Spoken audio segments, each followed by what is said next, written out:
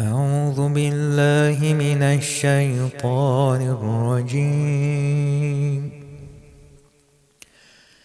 بسم الله الرحمن الرحيم. ولو أننا نزلنا إليهم الملائكة وكلمهم الموتى وحشرنا عليهم كل شيء قبلا ما كانوا ليؤمنوا إلا أن يشاء الله ولكن أكثرهم يجهلون.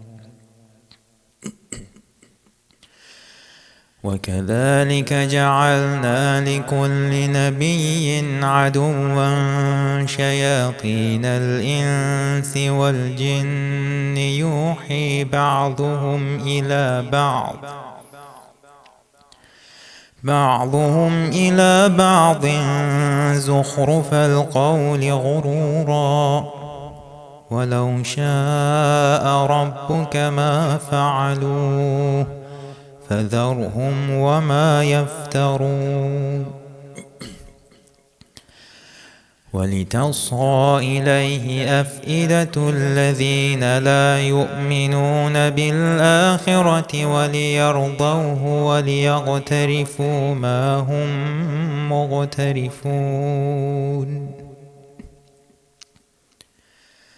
أفغير الله أبتغي حكما وهو الذي أنزل إليكم الكتاب مفصلا والذين آتيناهم الكتاب يعلمون أنه منزل من ربك بالحق فلا تكونن من الممترين.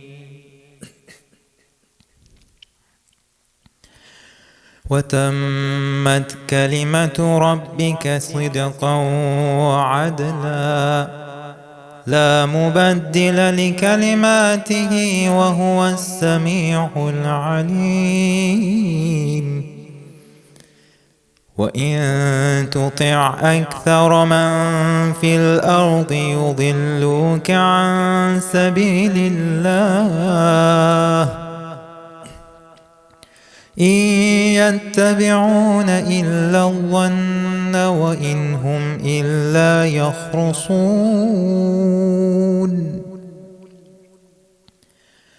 إن ربك هو أعلم من يضل عن سبيله وهو أعلم بالمهتدين.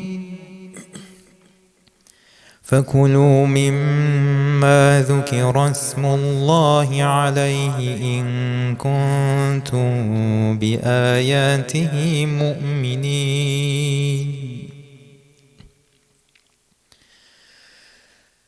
وما لكم ألا تأكلوا مما ذكر اسم الله عليه وقد فصل لكم ما حرم عليكم إلا ما اضطررتم إليه وإن كثيرا ليضلون بأهوائهم بغير علم إن ربك هو أعلم بالمعتدين. وذروا ظاهر الإثم وباطنه إن الذين يكسبون الإثم سيجزون بما كانوا يقترفون. ولا تأكلوا مما لم يذكر اسم الله عليه وإنه لفسق وإن الشياطين ليوحون إلى أوليائهم ليجادلوكم وإن أطعتموهم إنكم لمشركون.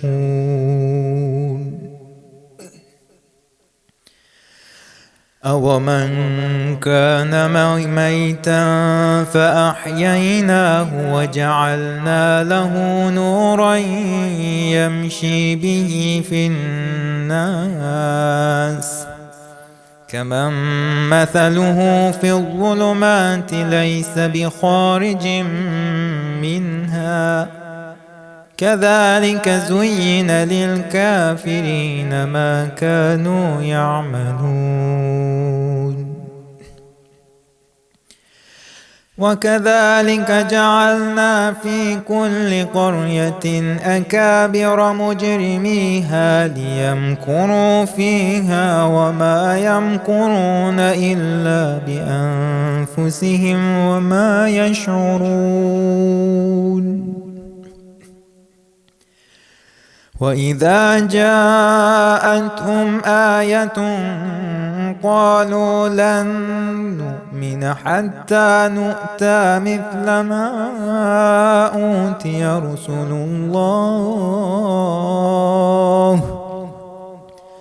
الله أعلم حيث يجعل رسالته سيصيب الذين أجرموا صغار عند الله وعذاب شديد بما كانوا يمكرون.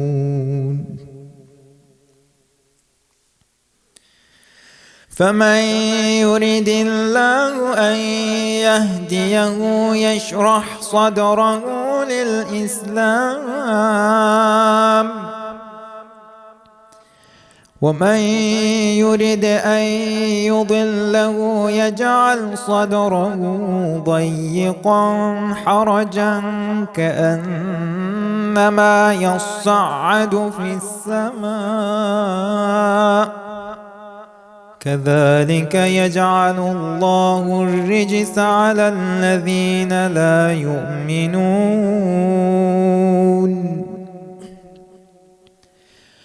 وهذا صراط ربك مستقيما قد فصلنا الآيات لقوم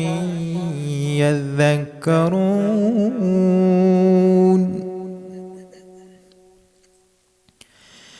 لهم دار السلام عند ربهم وهو وليهم بما كانوا يعملون.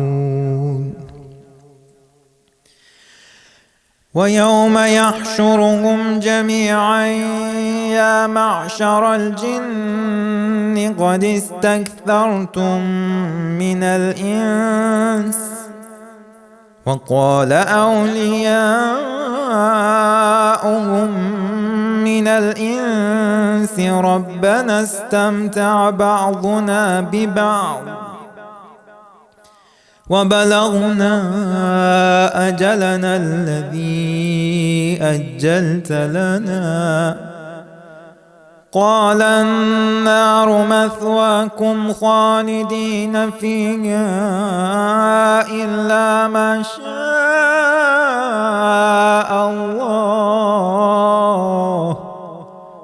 إن ربك حكيم عليم. وكذلك نولي بعض الظالمين بعضا بما كانوا يكسبون. يا معشر الجن والإنس ألم يأتكم رسل منكم يقصون عليكم آياتي وينذرونكم لقاء يومكم هذا قالوا شهدنا على أنفسنا وغرتهم الحياة الدنيا وشهدوا على أنفسهم أنهم كانوا كافرين. ذلك أن لم يكن ربك مهلك القرى بظلم وأهلها غافلون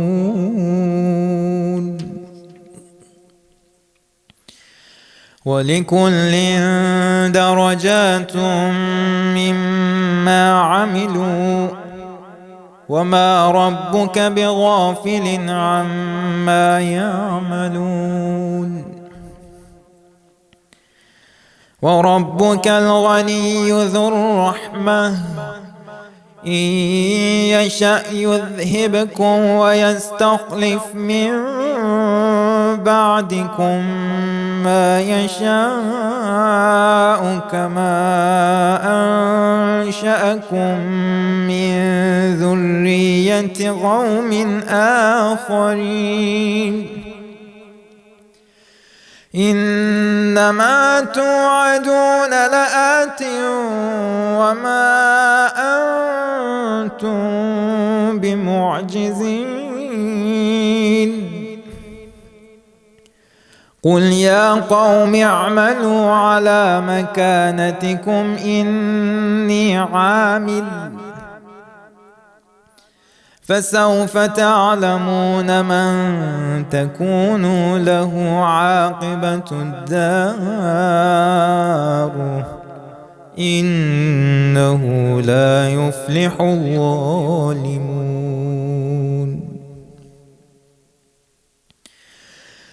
وجعلوا لله مما ذرى من الحرث والأنعام نصيبا فقالوا هذا لله بزعمهم وهذا لشركائنا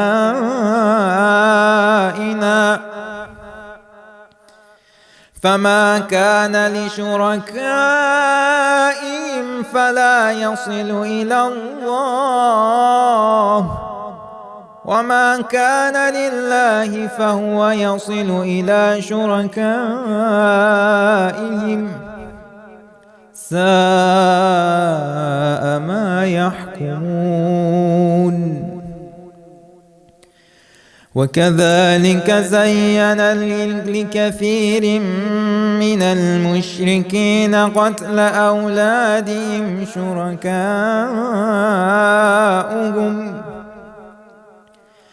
شركاؤهم ليردوهم وليلبسوا عليهم دينهم ولو شاء الله ما فعلوه فذرهم وما يفترون. أعوذ بالله من الشيطان الرجيم. بسم الله الرحمن الرحيم. وقالوا هذه أنعام وحرث هجر لا يطعمها إلا من نشاء بزعمهم وأنعام حرمت ظهورها وأنعام لا يذكرون اسم الله عليها افتراء عليه سيجزيهم بما كانوا يفترون. وقالوا ما في بطون هذه الأنعام خالصة لذكورنا ومحرم على أزواجنا وإن يكن ميتة فهم فيه شركاء سيجزيهم وصفهم إنه حكيم عليم. قد خسر الذين قتلوا أولادهم سفها بغير علم وحرموا ما رزقهم الله افتراء على الله قد ضلوا وما كانوا مهتدين. وهو الذي أنشأ جنات معروشات وغير معروشات والنخل والزرع مختلفا أكله والزيتون والرمان متشابها وغير متشابه كلوا من ثمره إذا أثمر وآتوا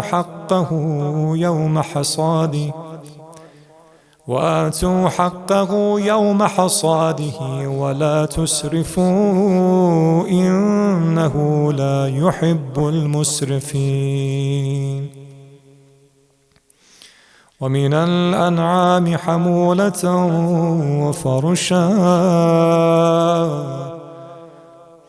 كلوا مما رزقكم الله ولا تتبعوا خطوات الشيطان إنه لكم عدو مبين 8 أزواج من الضأن 2 ومن المعز 2 قل الذكرين حرم أم الأنثيين أما اشتملت عليه أرحام الأنثيين نبئوني بعلم إن كنتم صادقين ومن الإبل 2 ومن البقر 2 قل الذكرين حرم أم الأنثيين أما اشتملت عليه أرحام الأنثيين أم كنتم شهداء إذ وصاكم الله بهذا فمن أظلم ممن افترى على الله كذبا ليضل الناس بغير علم إن الله لا يهدي القوم الظالمين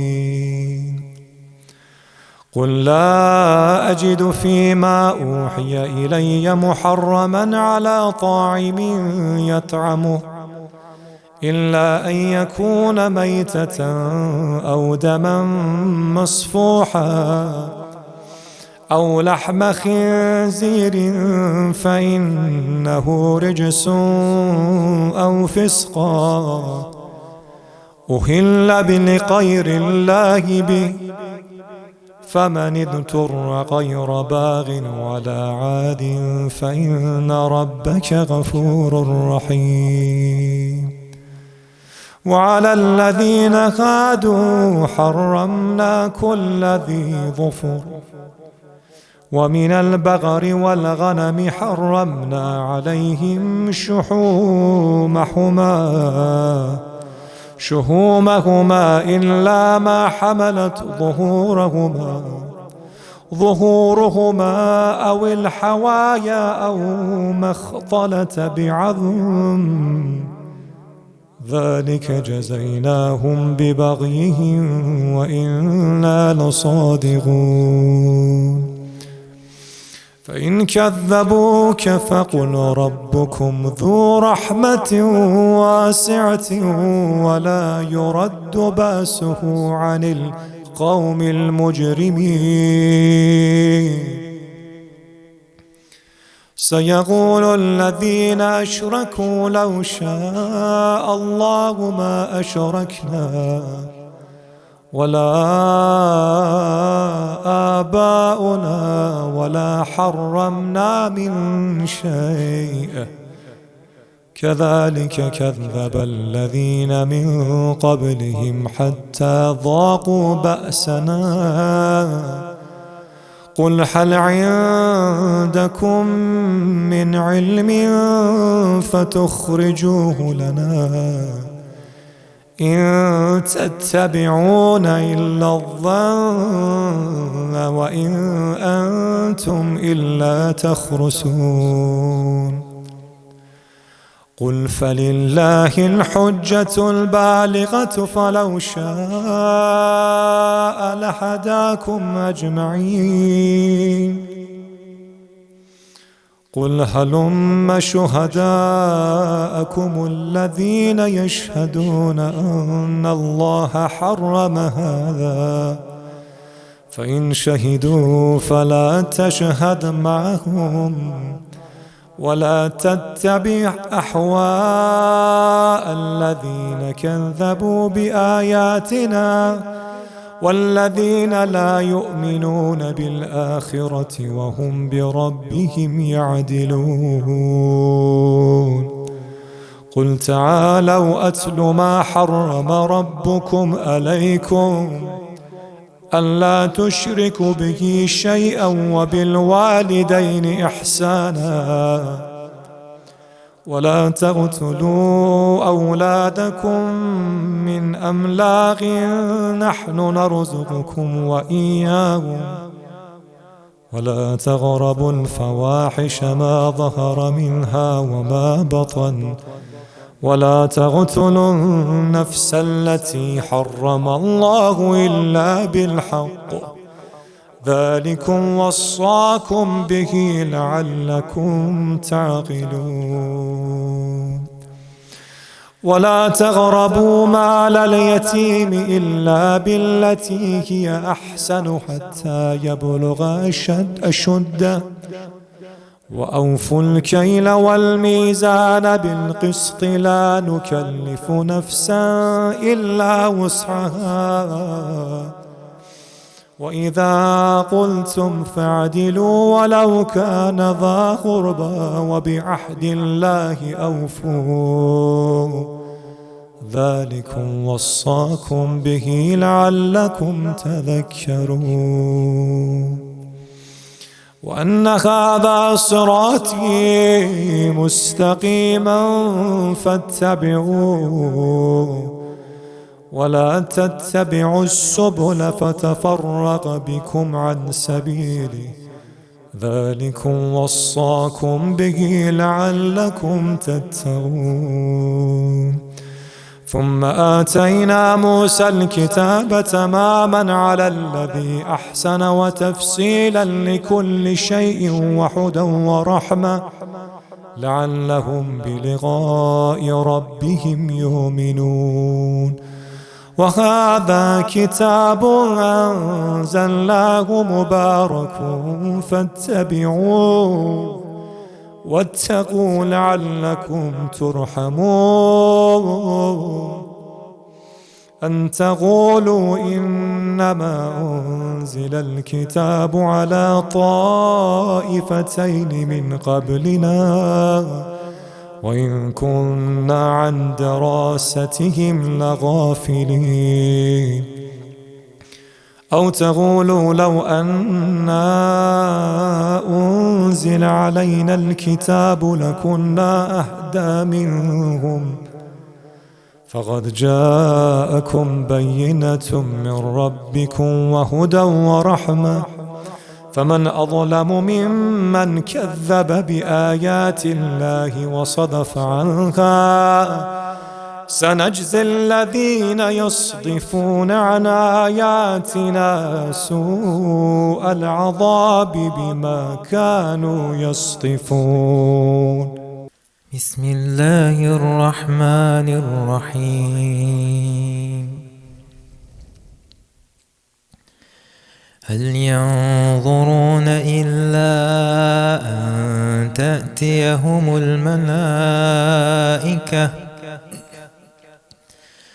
أو يأتي ربك أو يأتي بعض آيات ربك يوم يأتي بعض آيات ربك لا ينفع نفسا إيمانها لم تكن آمنت من قبل أو كسبت في إيمانها خيرا قل انتظروا إنا منتظرون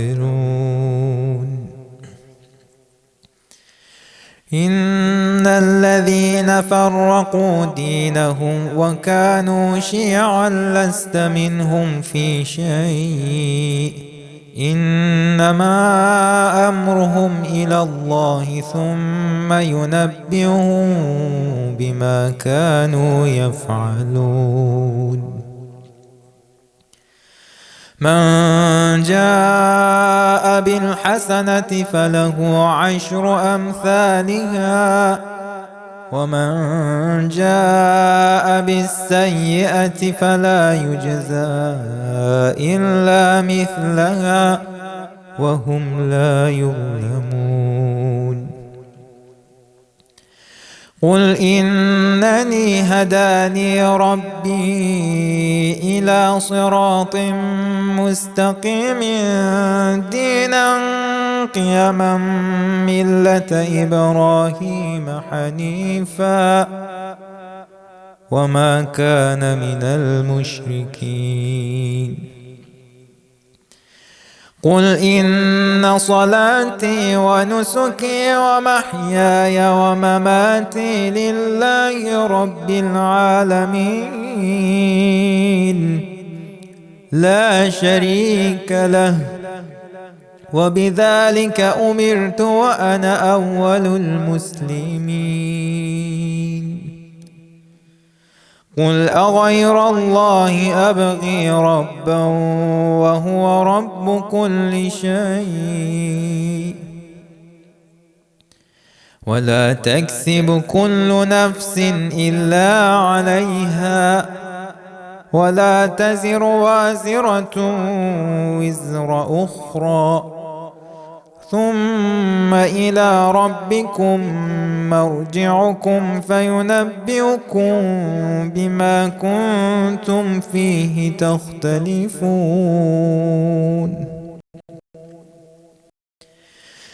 وهو الذي جعلكم خلائف الأرض ورفع بعضكم فوق بعض درجات ليبلوكم فيما آتاكم إن ربك سريع العقاب وإنه لغفور رحيم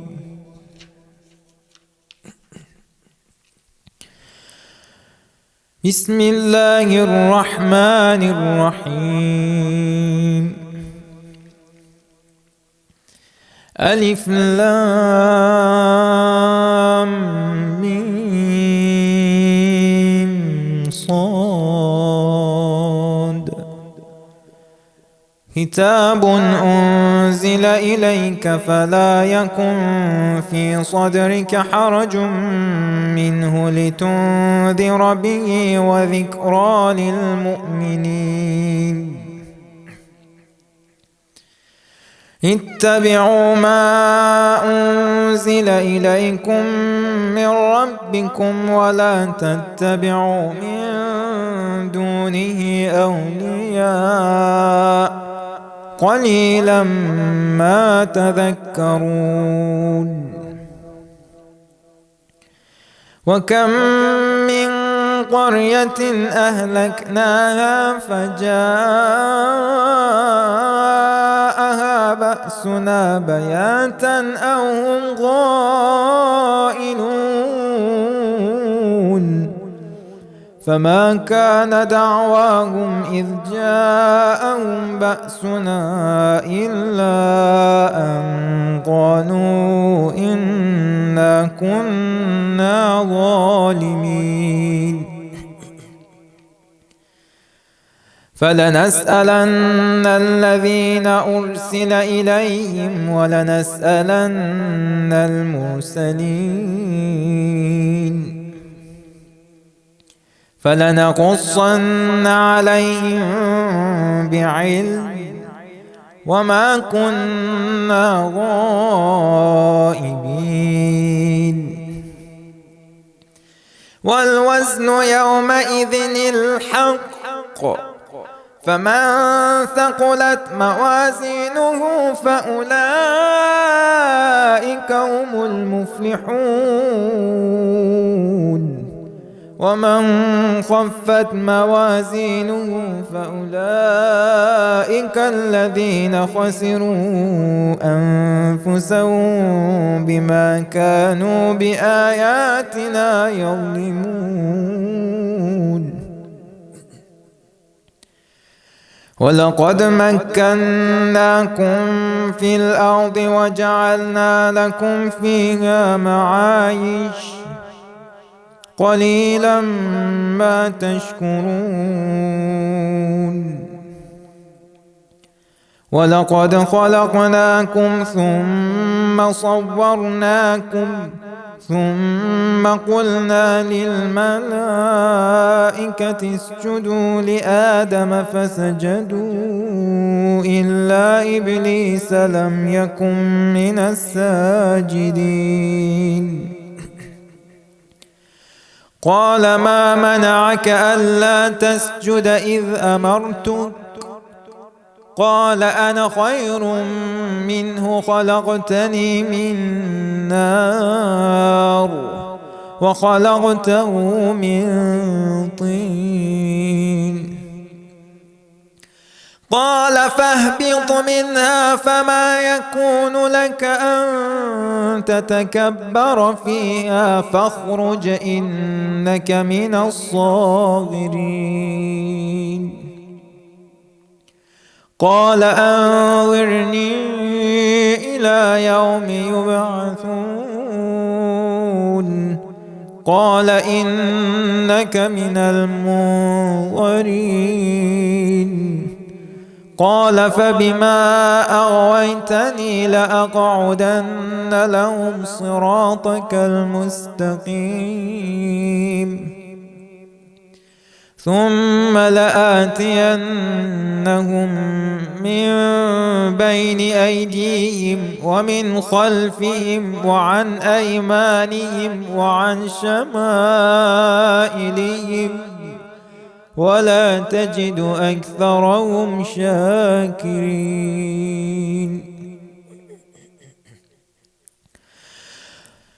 قال اخرج منها مذءوما مدحورا لمن تبعك منهم لأملأن جهنم منكم أجمعين.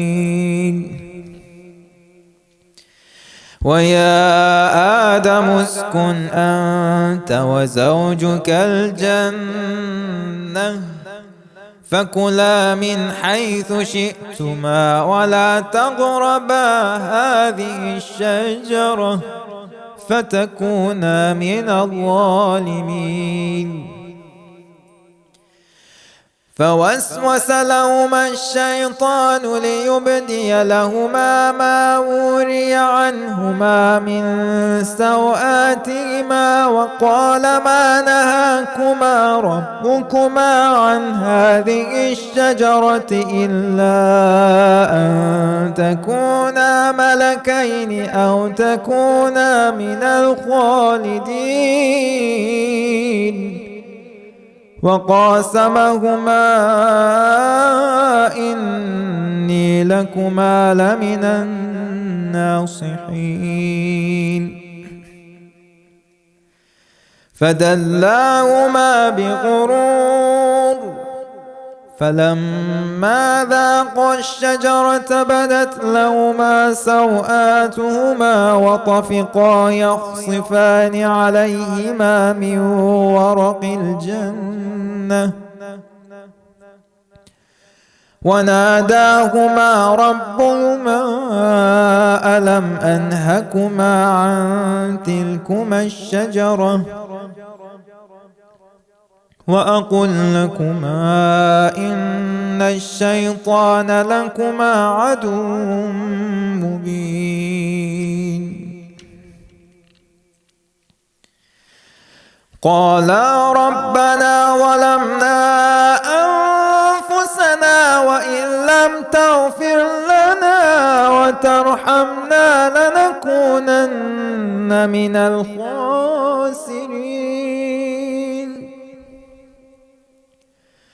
قال اهبطوا بعضكم لبعض عدو ولكم في الأرض مستقر ومتاع إلى حين قال فيها تحيون وفيها تموتون ومنها تخرجون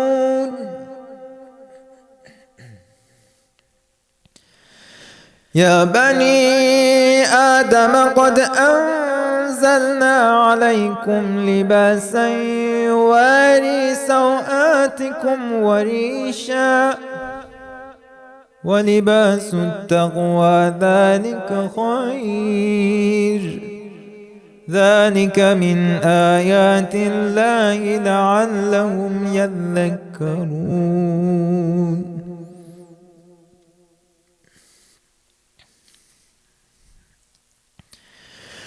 يا بني آدم لا يفتننكم الشيطان كما أخرج أبويكم من الجنة ينزع عنهما لباسهما ليريهما سوآتهما إنه يراكم هو وقبيله من حيث لا ترونهم إنا جعلنا الشياطين أولياء للذين لا يؤمنون وإذا فعلوا فاحشة قالوا وجدنا عليها آباءنا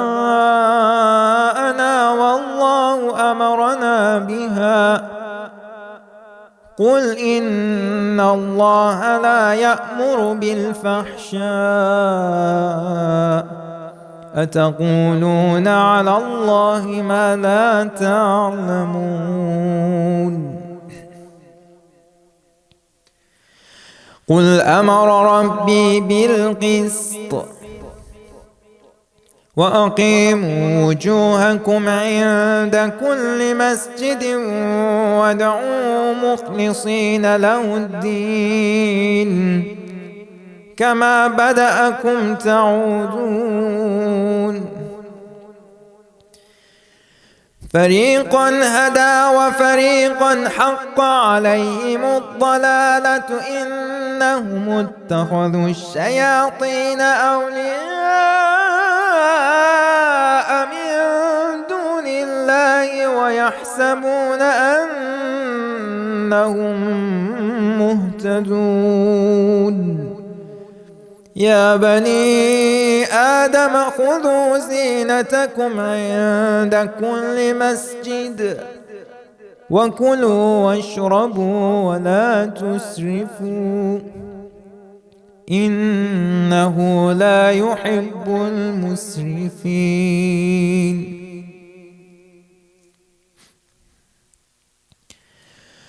قل من حرم زينة الله التي أخرج لعباده والطيبات من الرزق قل هي للذين آمنوا في الحياة الدنيا خالصة يوم القيامة كذلك نفصل الآيات لقوم يعلمون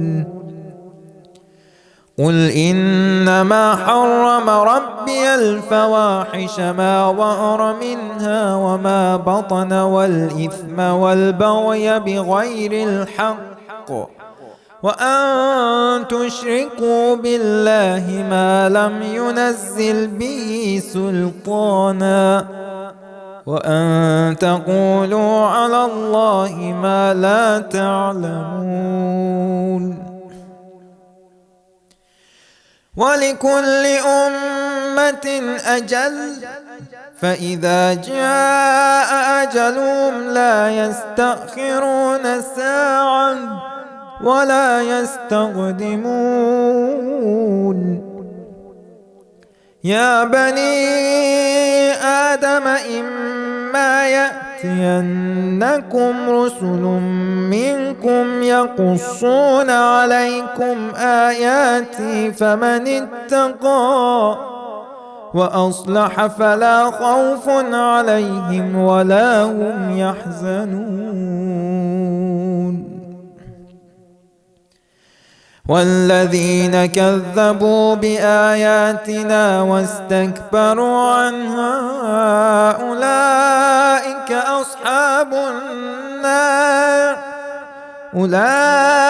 أصحاب النار هم فيها خالدون.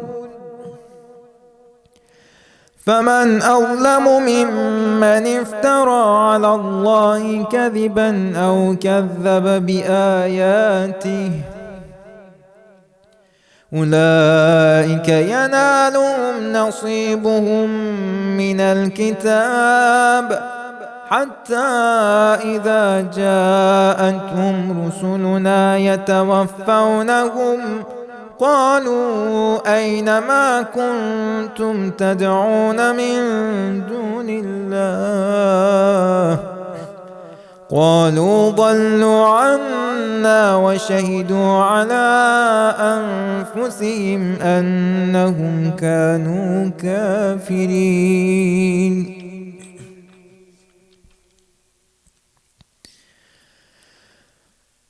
قال ادخلوا في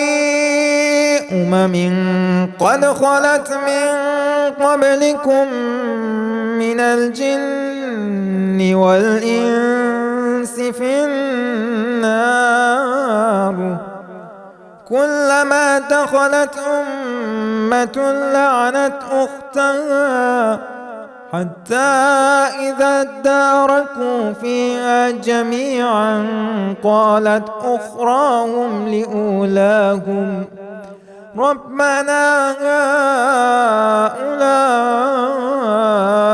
أضلونا فآتهم عذابا ضعفا من النار قال لكل ضعف ولكن لا تعلمون. وقالت أولاهم لأخراهم فما كان لكم علينا من فضل فذوقوا العذاب بما كنتم تكسبون. إن الذين كذبوا بآياتنا واستكبروا عنها لا تفتح لهم أبواب السماء ولا يدخلون الجنة حتى يلج الجمل في سم الخياط وكذلك نجزي المجرمين. لهم من جهنم مهاد ومن فوقهم غواش وكذلك نجزي الظالمين. والذين آمنوا وعملوا الصالحات لا نكلف نفسا إلا وسعها أولئك أصحاب الجنة هم فيها خالدون. ونزعنا ما في صدورهم من غل تجري من تحتهم الأنهار وقالوا الحمد لله الذي هدانا لهذا وما كنا لنهتدي لولا أن هدانا الله لقد جاءت رسل ربنا بالحق ونودوا أن تلكم الجنة أورثتموها بما كنتم تعملون. بسم الله الرحمن الرحيم. ونادى أصحاب الجنة أصحاب النار أن قد وجدنا ما وعدنا ربنا حقا فهل وجدتم ما وعد ربكم حقا؟ قالوا نعم. فأذن مؤذن بينهم اللعنة الله على الظالمين الذين يصدون عن سبيل الله ويبغونها عوجا وهم بالآخرة كافرون وبينهما حجاب وعلى الأعراف رجال يعرفون كلا بسيماهم ونادوا أصحاب الجنة أن سلام عليكم لم يدخلوها وهم يطمعون وإذا صرفت أبصارهم تلقاء أصحاب النار قالوا ربنا لا تجعلنا مع القوم الظالمين ونادى أصحاب الأعراف رجالا يعرفونهم بسيماهم قالوا ما أغنى عنكم جمعكم وما كنتم تستكبرون أهؤلاء الذين أقسمتم لا ينالهم الله برحمة ادخلوا الجنة لا خوف عليكم ولا أنتم تحزنون ونادى أصحاب النار أصحاب الجنة أن أفيضوا علينا من الماء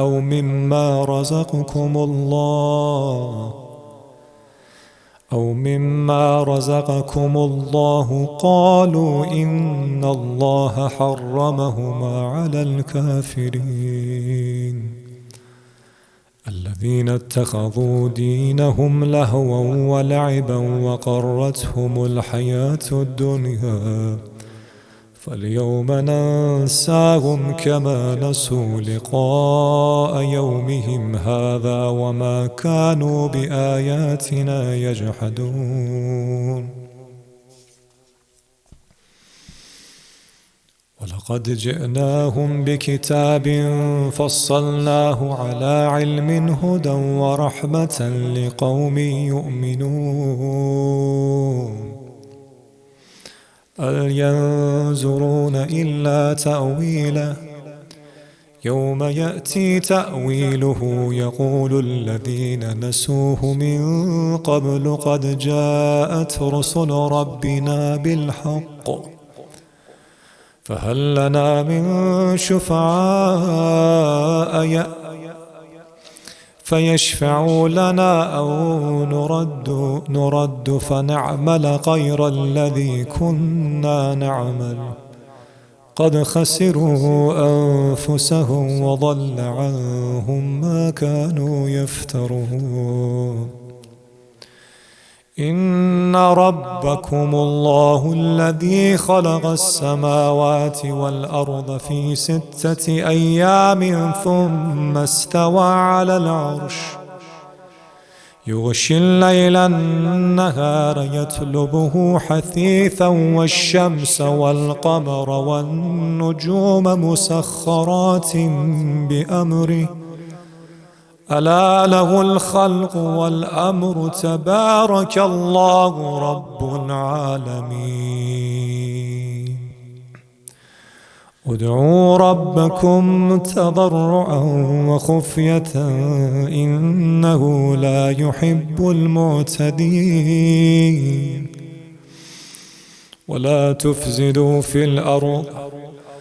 ولا تفسدوا في الأرض بعد إصلاحها وادعوه خوفا وطمعا إن رحمة الله قريب من المحسنين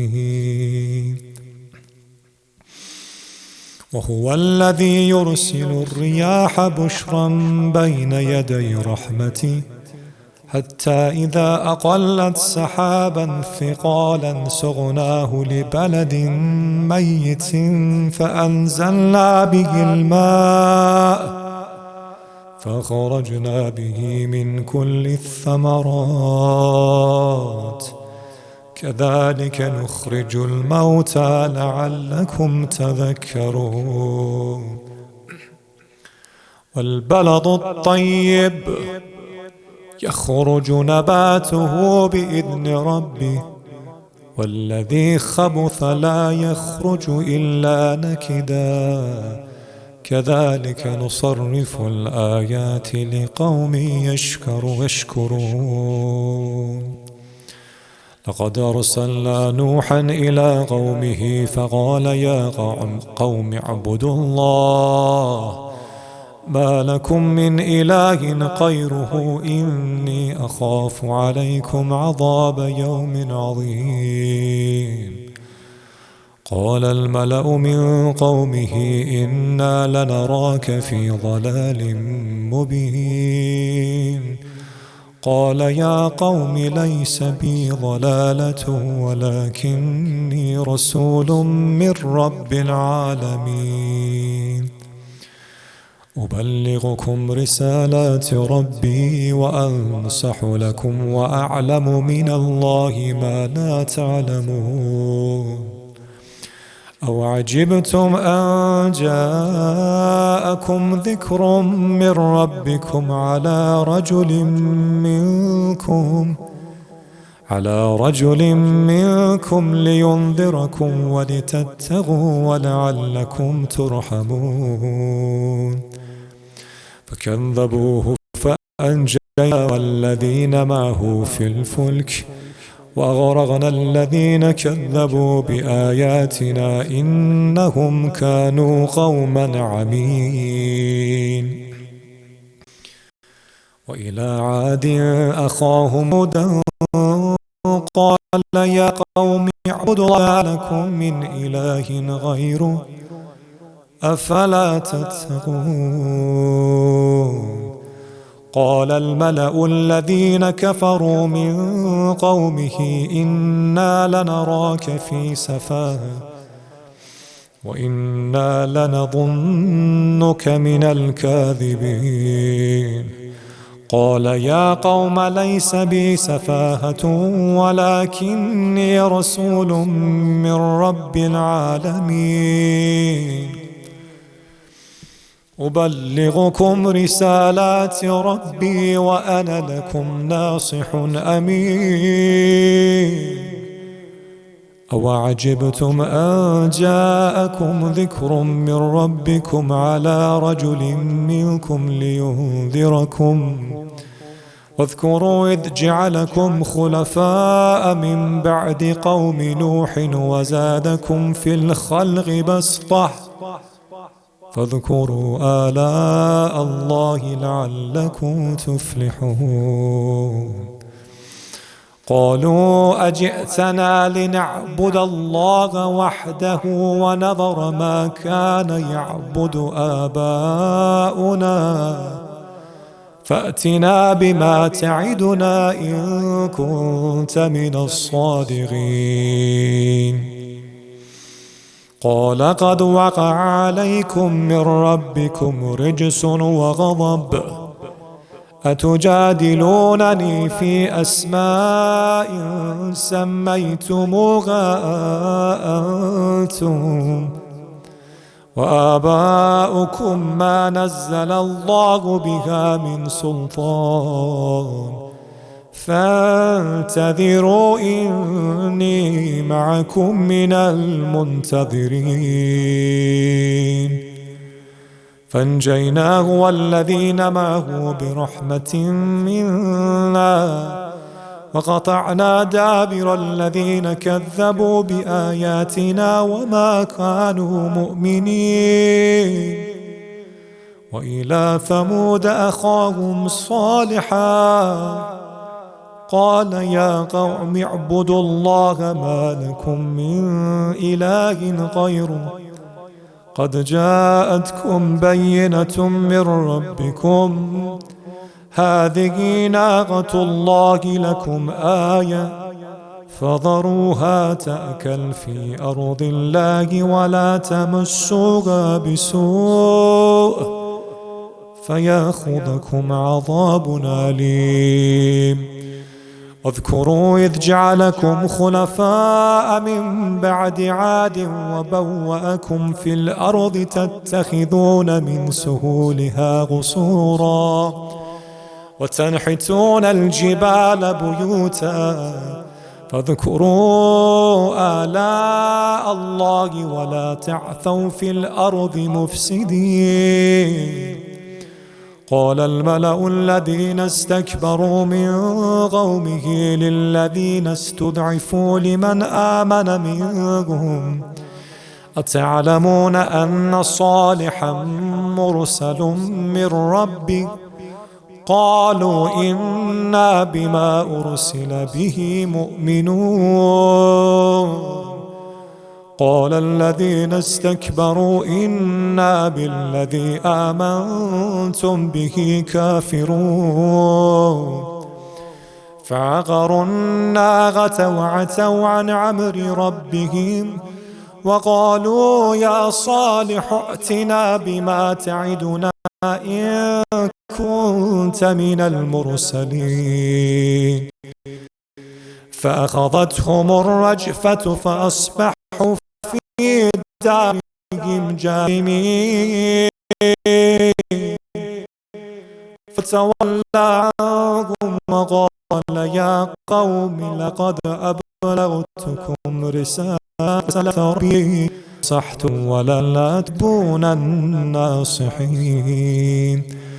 ولوطا إذ قال لقومه أتأتون الفاحشة ما سبقكم بها من أحد من العالمين إنكم لتأتون الرجال شهوة من دون النساء بل أنتم قوم مسرفون. وما كان جواب قومه إلا أن قالوا أخرجوهم من قريتكم إنهم أناس يتطهرون فأنجيناه وأهله إلا امرأته كانت من الغابرين وأمطرنا عليهم مطرا فانظر كيف كان عاقبة المجرمين.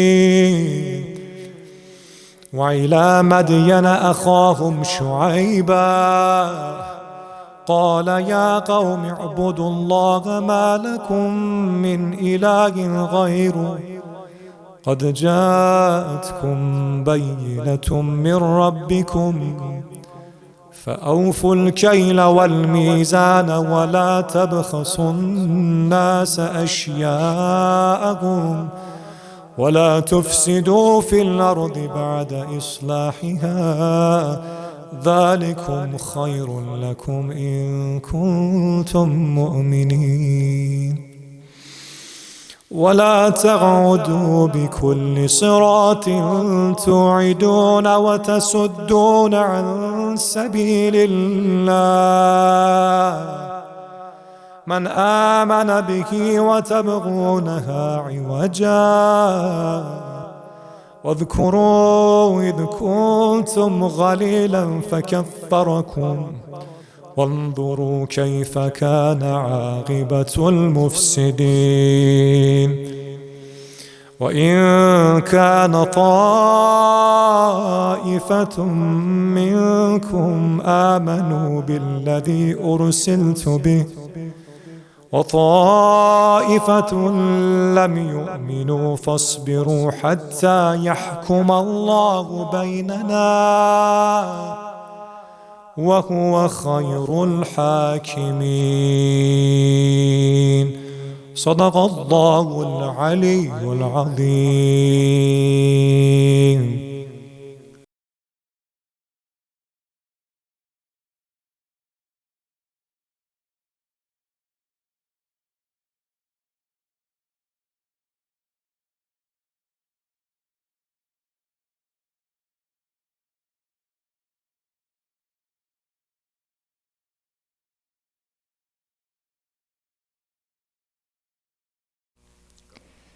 اللهم صل على محمد وآل محمد. اللهم كن لوليك الحجة ابن الحسن صلواتك عليه وعلى آبائه في هذه الساعة وفي كل ساعة وليا وحافظا وقائدا وناصرا ودليلا وعينا حتى تسكنه أرضك طوعا وتمتعه فيها طويلا. بسم الله الرحمن الرحيم. اللهم صل على محمد وآل محمد. اللهم إني أفتتح الثناء بحمدك وأنت مسدد للصواب بمنك وأيقنت أنك أنت أرحم الراحمين في موضع العفو والرحمة وأشد المعاقبين في موضع النكال والنقمة وأعظم المتجبرين في موضع الكبرياء والعظمة. اللهم أذنت لي في دعائك ومسألتك فاسمع يا سميع مدحتي وأجب يا رحيم دعوتي وأقل يا غفور عثرتي. فكم يا إلهي من كربة قد فرجتها وهموم قد كشفتها وعثرة قد أقلتها ورحمة قد نشرتها وحلقة بلاء قد فككتها. الحمد لله الذي لم يتخذ صاحبة ولا ولدا ولم يكن له شريك في الملك ولم يكن له ولي من الذل وكبره تكبيرا. الحمد لله بجميع محامده كلها على جميع نعمه كلها. الحمد لله الذي لا مضاد له في ملكه ولا منازع له في أمره. الحمد لله الذي لا شريك له في خلقه ولا شبيه له في عظمته. الحمد لله الفاشي في الخلق أمره وحمده الظاهر بالكرم مجده،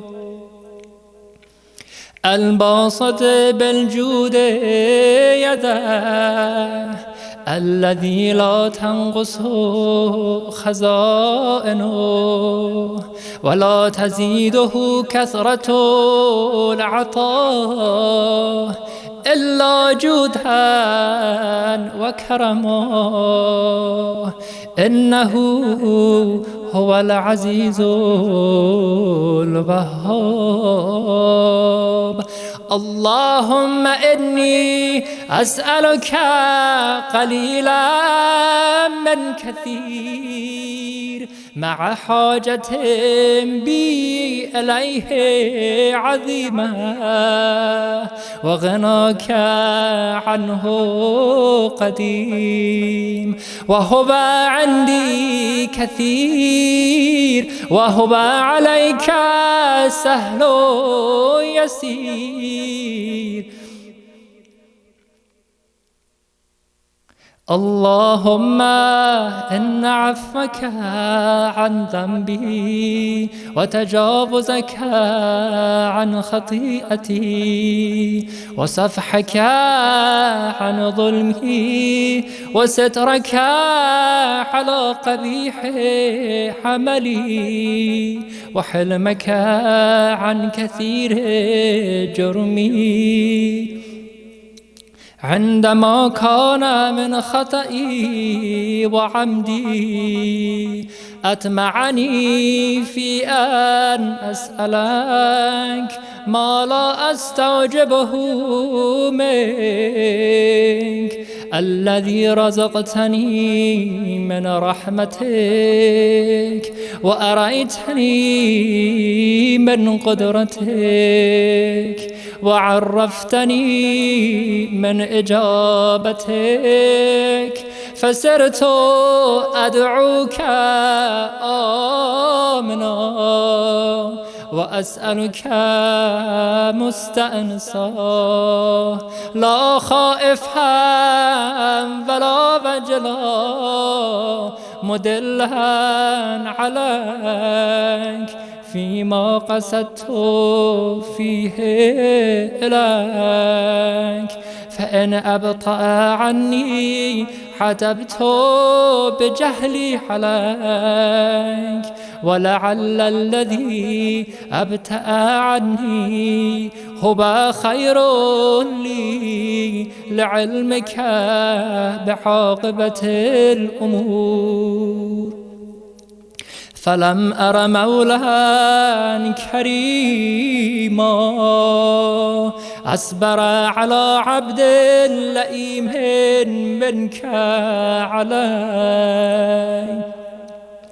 يا ربي إنك تدعوني فأذلي حقك وتتحبب إليها فأتبقض إليك وتتودد إلي فلا أقبل منك، كأن لها تطولا عليك، فلم يمنعك ذلك من الرحمة لي والإحسان إلي والتفضل عليها بجودك وكرمك، فارحم عبدك الجاهل وجد عليه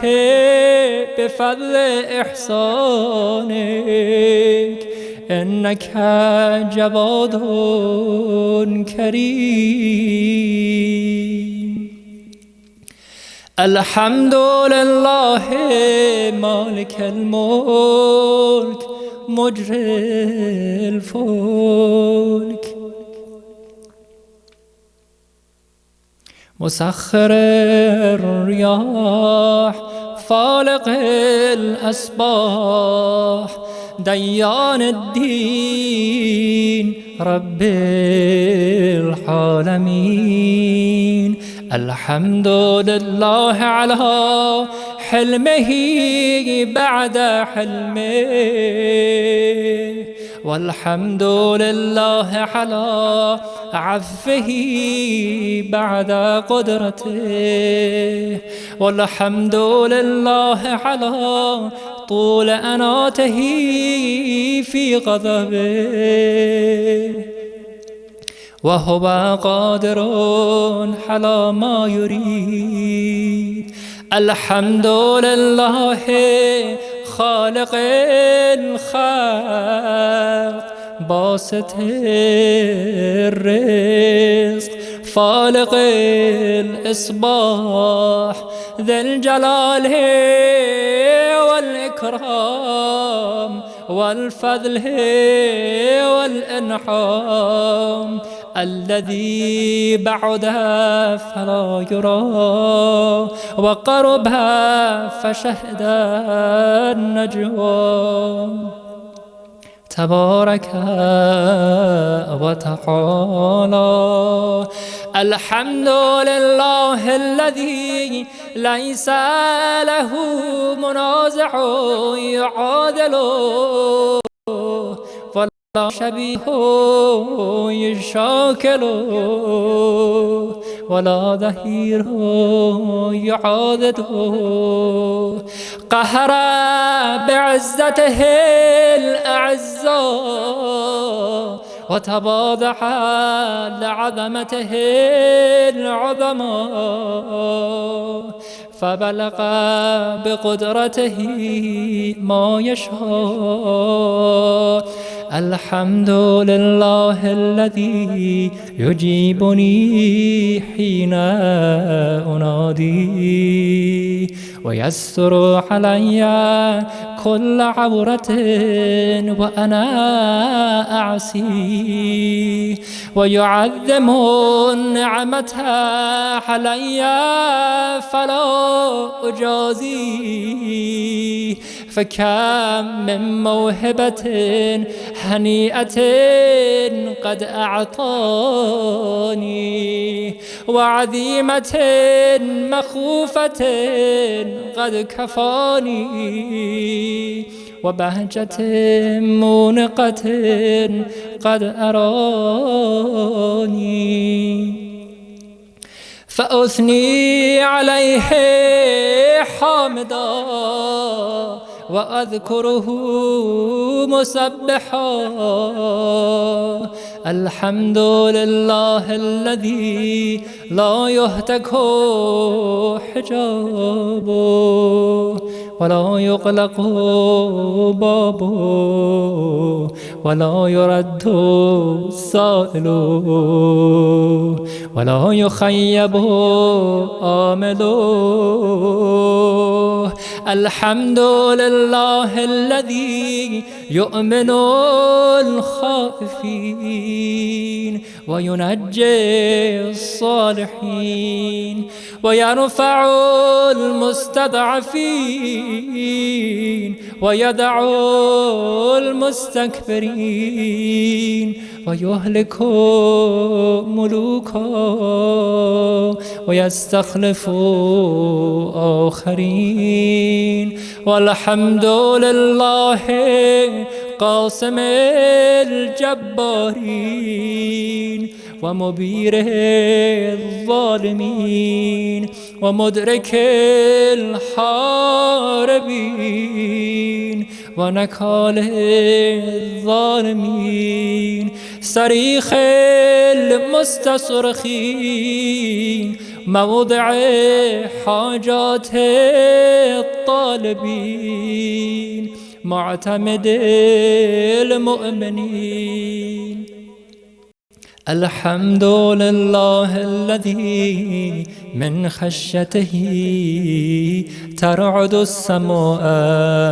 وسكانها وترجف الأرض وعمارها وتموج البحار ومن يسبح في قمراتها. الحمد لله الذي هدانا لهذا وما كنا لنهتدي لولا أن هدانا الله.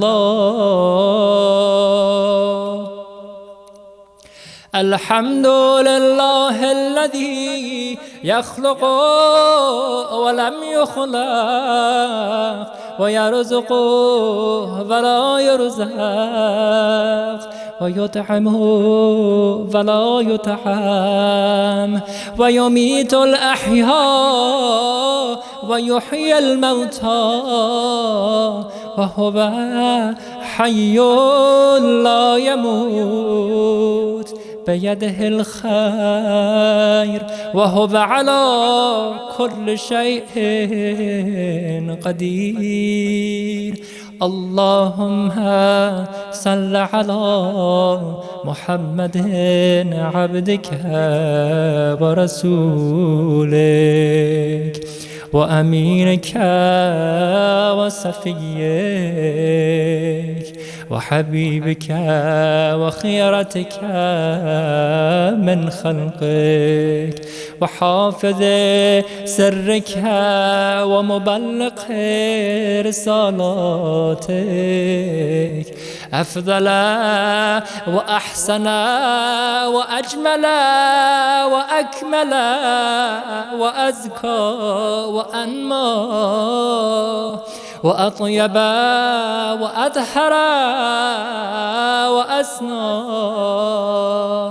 وأكثر ما صليت وباركت وترحمت وتحننت وسلمت على أحد من عبادك وأنبيائك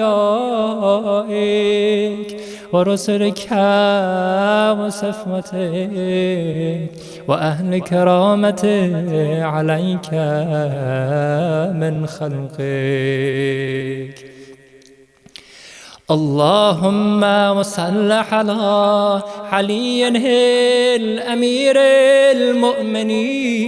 المؤمنين ووصي الرسول رب العالمين عبدك وبليك وأخي رسولك وحجتك على خلقك وآيتك الكبرى والنبأ العظيم.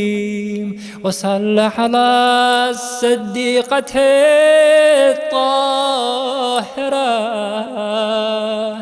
فاطمة الزهراء سيدة نساء العالمين.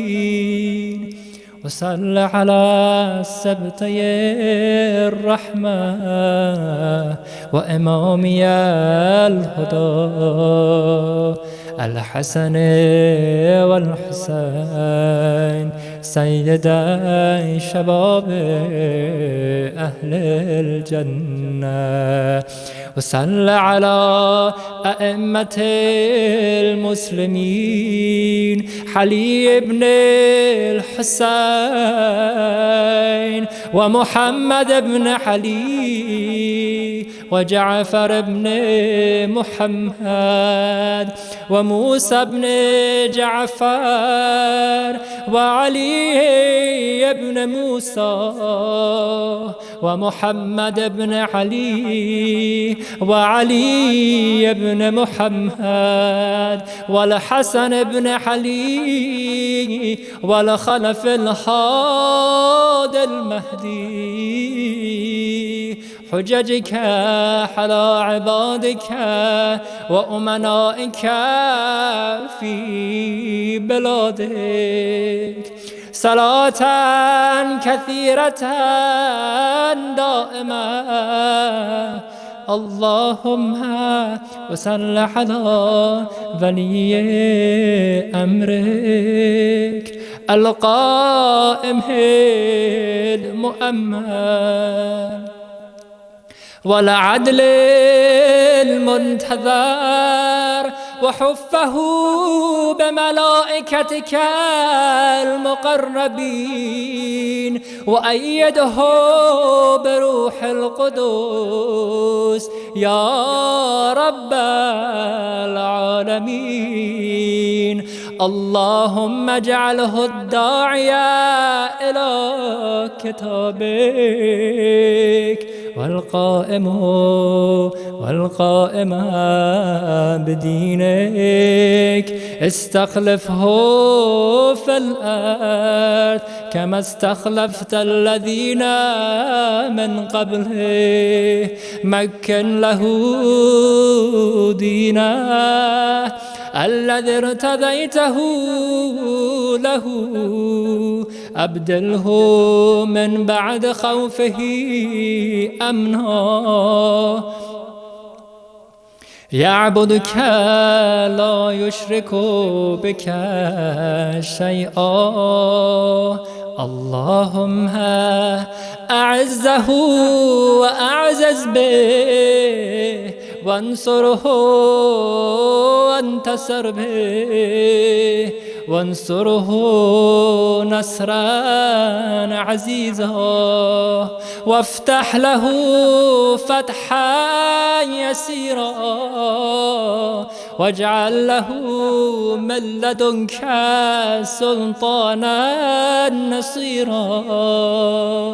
اللهم أظهر به دينك وسنة نبيك حتى لا يستخفي بشيء من الحق مخافة أحد من الخلق.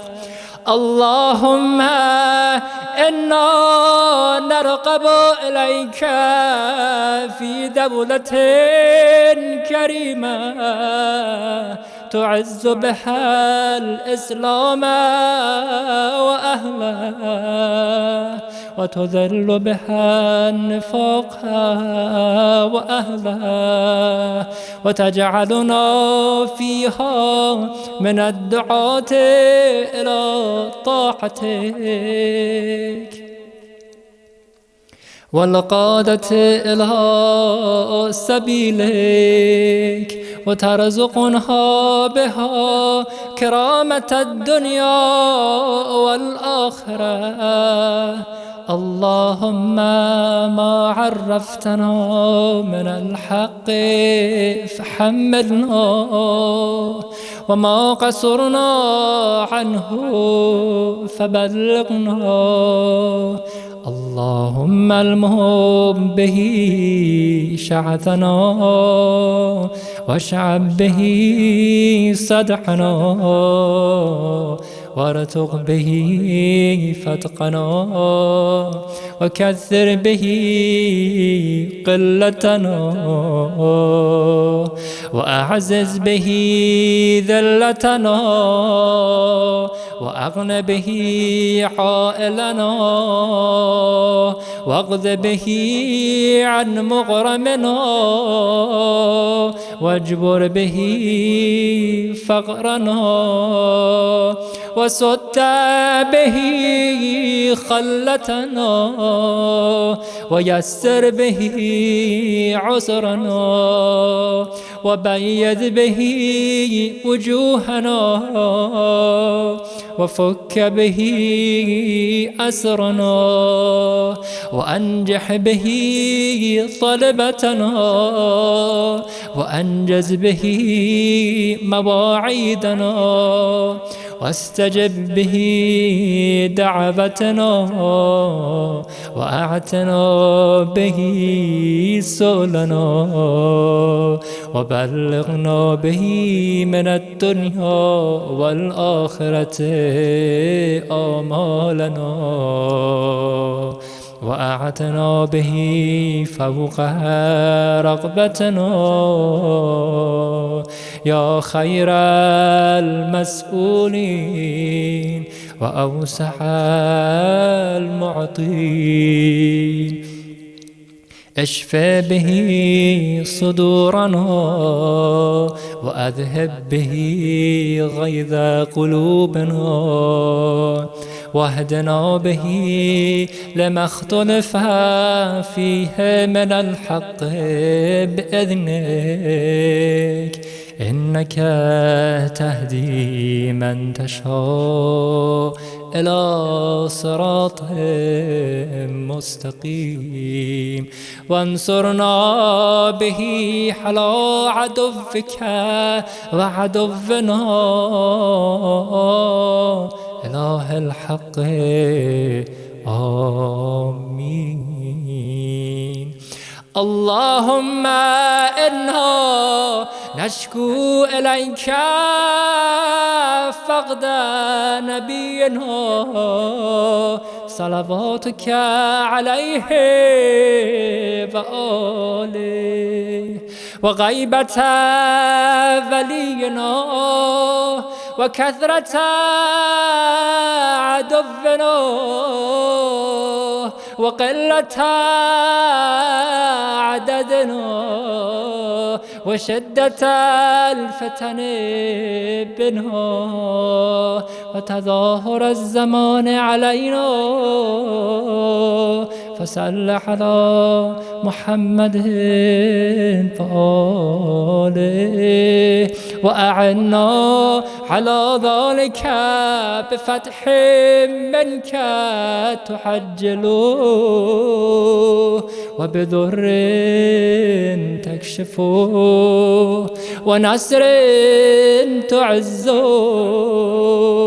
وسلطان حق تظهره ورحمة منك تجللنا وعافية منك تلبسنا برحمتك يا أرحم الراحمين.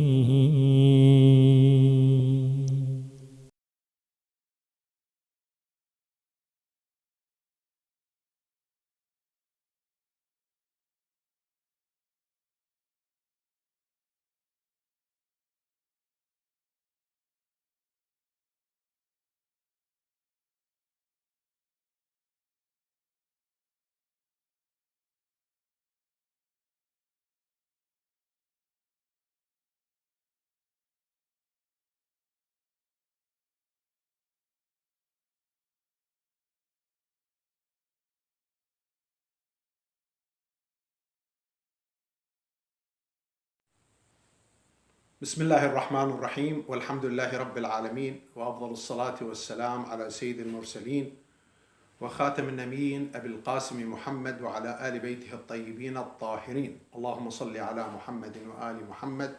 Brothers and sisters, Assalamu alaikum wa rahmatullahi wa barakatuh.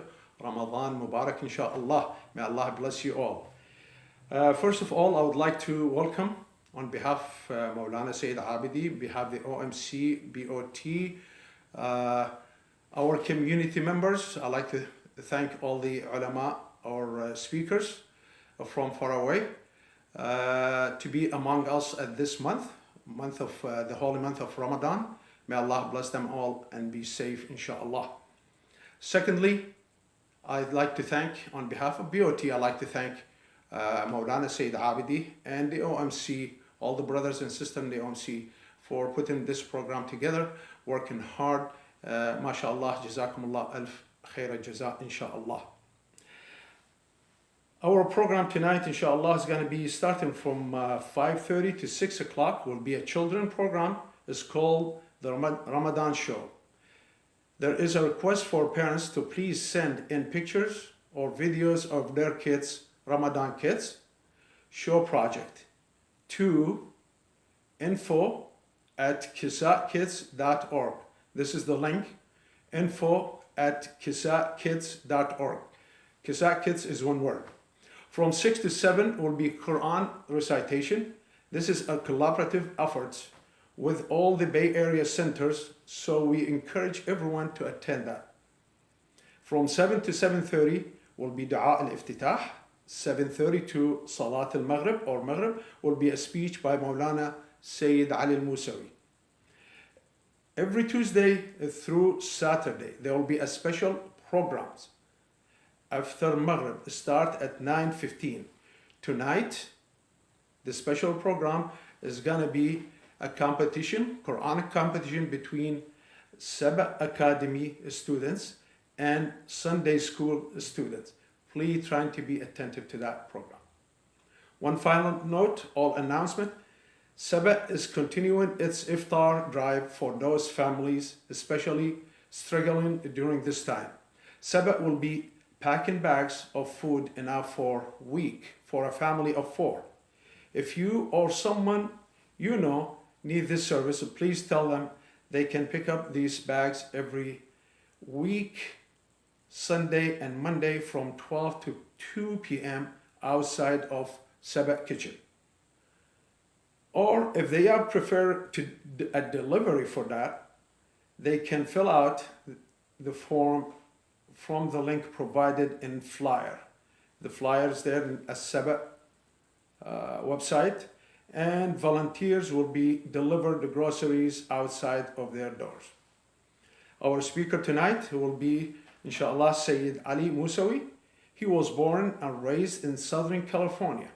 After studying Middle Eastern history at the University of California, San Diego, he traveled to the holy city of Qom, where he began his Hawza study. He spent 8 years studying there, with a particular focus on Islamic jurisprudence and history. He is currently active with the Noor Collective Center in San Diego. With that, please help me invite our speaker for tonight with the loud salawat. Allahumma salli ala Muhammad wa ali Muhammad.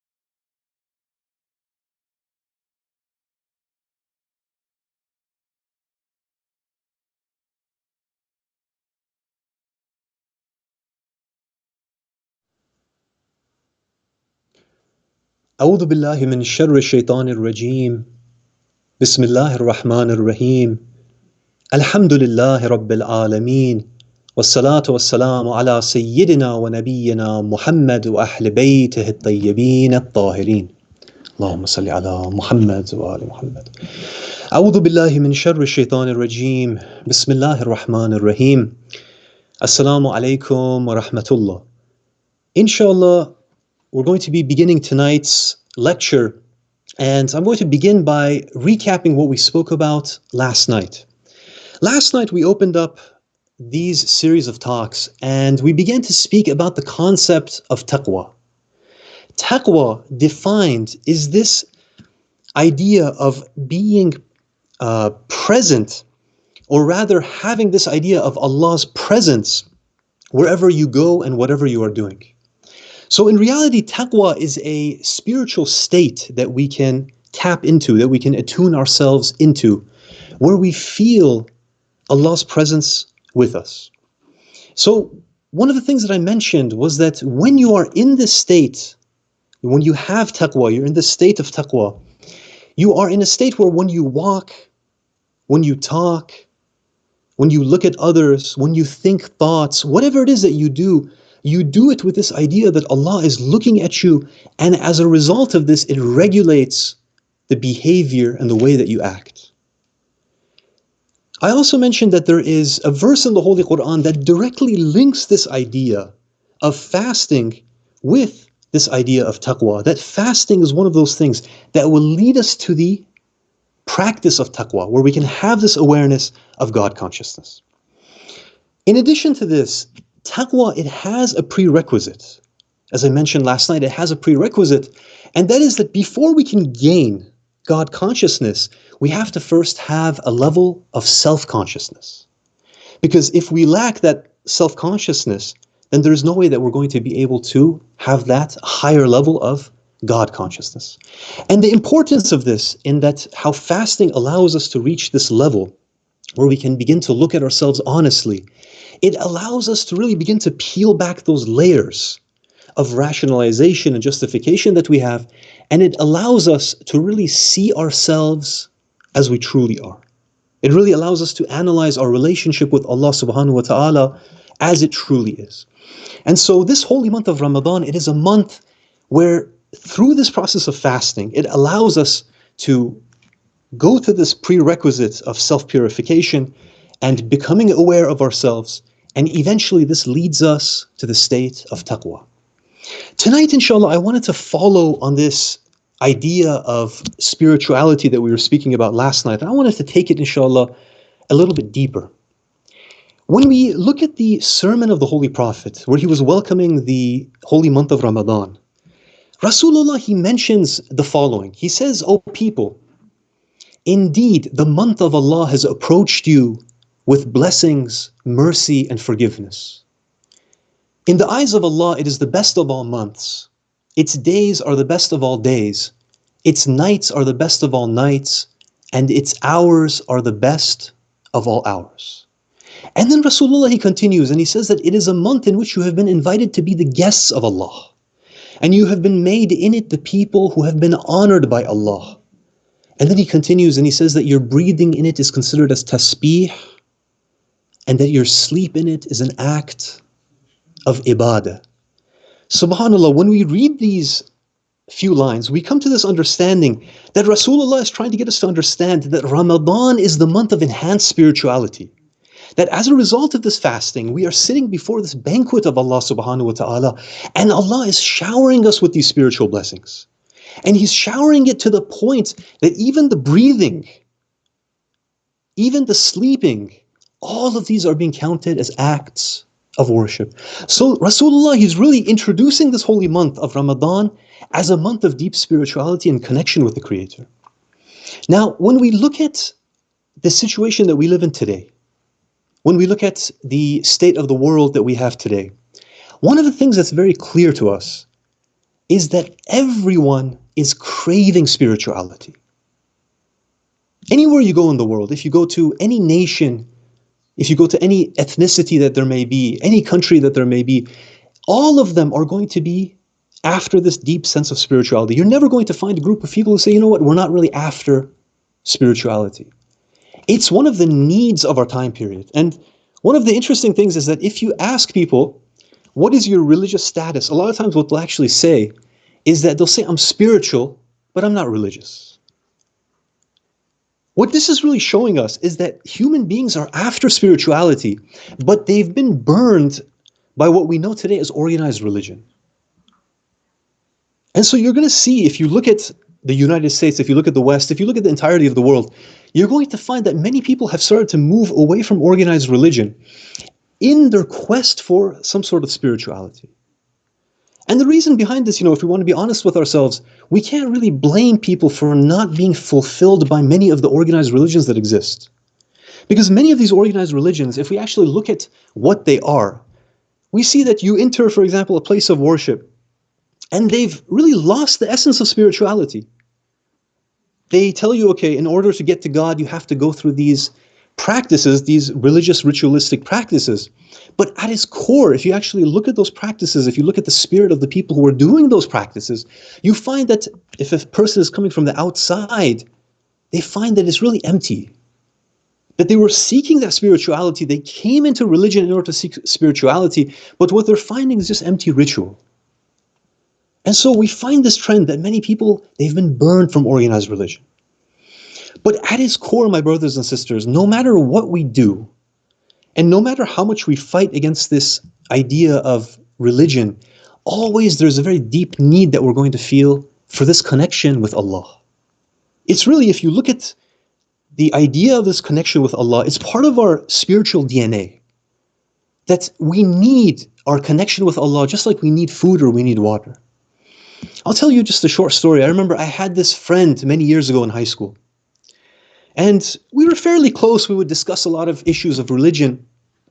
And one of the things that one time we discussed is that he had come to the conclusion, he was from the Christian religion, he had come to the conclusion that he just couldn't deal with the inherent contradictions that he was finding within Christianity. And as a result of not being able to deal with these inherent contradictions, he kind of did that U-turn. He made a mistake, but he kind of went the extreme opposite, and he said, you know what, I've come to the conclusion that all of these religions are fake and that God doesn't really exist. So I didn't really push, and after a period of time, a few months had passed, I brought it up again. I said, so, how are you doing in terms of your religious beliefs? He said, I tried my best because I felt that this religion didn't make sense, and I felt that all religions don't make sense. I tried my best to separate myself from religion. He said, but no matter how much I tried, I realized I was getting depressed. I realized that my life was meaningless. I needed a sort of connection with this creator.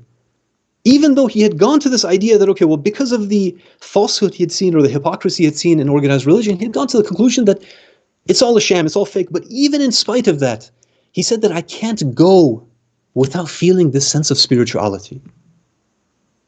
This is because it's a part of who we are. That no matter what religion or what nation, we all have this deep need to feel the presence of God, to connect with our Creator. And Allah subhanahu wa ta'ala, He's given us as Muslims one of the best of months, where simply by breathing, simply by sacrificing in this month for the sake of Allah, we gain this really deep sense of spirituality. So the question that I want to introduce at this point is, how can we best move towards spirituality? If we want to become more spiritual, then what is the path that we need to take? Now, the first thought that comes to mind usually is when you want to think of someone who is very spiritual. You want to think of someone who is, deep in meditation and he's deeply in connection with God. A lot of times the first thing that comes to mind is we begin to think of a person that's out in the woods, maybe in a cave, maybe in an isolated island, and he's just sitting there and he's praying all day and he's worshiping all day and he's just meditating and reflecting. And we tend to think this is the ideal condition for connecting with our Creator. And the truth of it is that, well, there's a lot of pull towards this idea, because when we look at it, many of the issues that we have, many of the temptations that we have which prevent a connection being created with the Creator, they come from society. When we look at, for example, the struggle for wealth, when we look at the struggle for social status, when we look at all of these issues that you deal with, it is an issue that comes from being with other people and the competition that arises from that. And so with a lot of people, the idea came about, and this was something that even the ancients, they dealt with, people thousands of years ago they dealt with. They said, okay, well, in order to be very close to God, what I need to do is I need to go to an isolated place, and I just need to spend all of my time doing ibadah, praying, fasting, whatever it is that I want to do. And through that process of isolating myself from the evils of society, I'm going to become closer to my Creator. And in fact, when we look at Christians and we look at different religious practices, we find that this became enshrined in how they practice the religion. That, for example, the Christians, they began to practice monasticism. When we look at our Christian brothers, we find that they would become monks and the women would become nuns. And so their idea with this was that if I can isolate myself, if I can just remove myself from the corruption that I'm dealing with in this society, if I can remove myself from the temptation, that as soon as I remove myself from the temptation, then I'm going to become very close to Allah. Now, when we look at how the Quran deals with this, the Quran deals with this in a very different way. In the Quran, Allah subhanahu wa ta'ala, He explains to us, He says, as for monasticism, they innovated it. We hadn't prescribed it for them. So Allah is very clear. He says, look, this idea of monasticism, this idea that you remove yourself from society and you go to an isolated place, and that through that process you can now become very close to Allah. He says, we didn't tell them to do this. The Christians, and specifically referring to the Christians were the ones who made this for themselves. Question that comes to mind though, is why is it that Allah subhanahu wa ta'ala has condemned this sort of spiritual practice? Because honestly, it seems like a good deal. It seems like a situation that I can isolate myself and I can really get close to God. In fact, if I stay in this society, especially a corrupt society, the chance of me rising up is very low. Because I have all these temptations that I have to deal with, and the chance of them pulling me down is very strong. The answer, my brothers and sisters, is that Allah, when He's dealing with this situation of separating yourself from society, He has another way of looking at it. Last night, I was talking about how many times we can engage in spiritual practices, but what we're really doing is we're deluding ourselves. We're in this state of illusion that what we're practicing is actually a spiritual practice, whereas we're very far from Allah subhanahu wa ta'ala. So Islam, when it's dealing with this issue of kind of going away from the society and separating oneself from the society, it explains it in the following terms. It says, look, you want to get closer to the Creator. There's no issue with that. But the way that you get closer to the Creator, my brothers and sisters, is that you have to place yourself in the midst of the society. Because it's right that the society, it has all of these different temptations. It has all of these different issues that you're going to be dealing with. But true spirituality, true closeness with Allah subhanahu wa ta'ala, it comes from those struggles that we are going through in the society. If you were living out in the mountains and you were not dealing with any of the temptations that you're dealing with in a society, could it really be said that you're close to Allah? Or is the one who is living in the midst of a society and he's struggling in order to make a halal income, and he's doing everything he can to fight against those temptations which are all around him,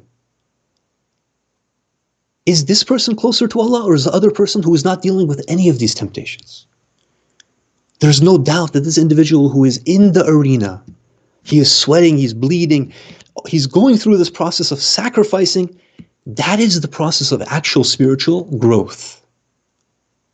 You know, we kind of have this idea a lot of times that, okay, well, the physical body, the way that it grows is that you go to the gym.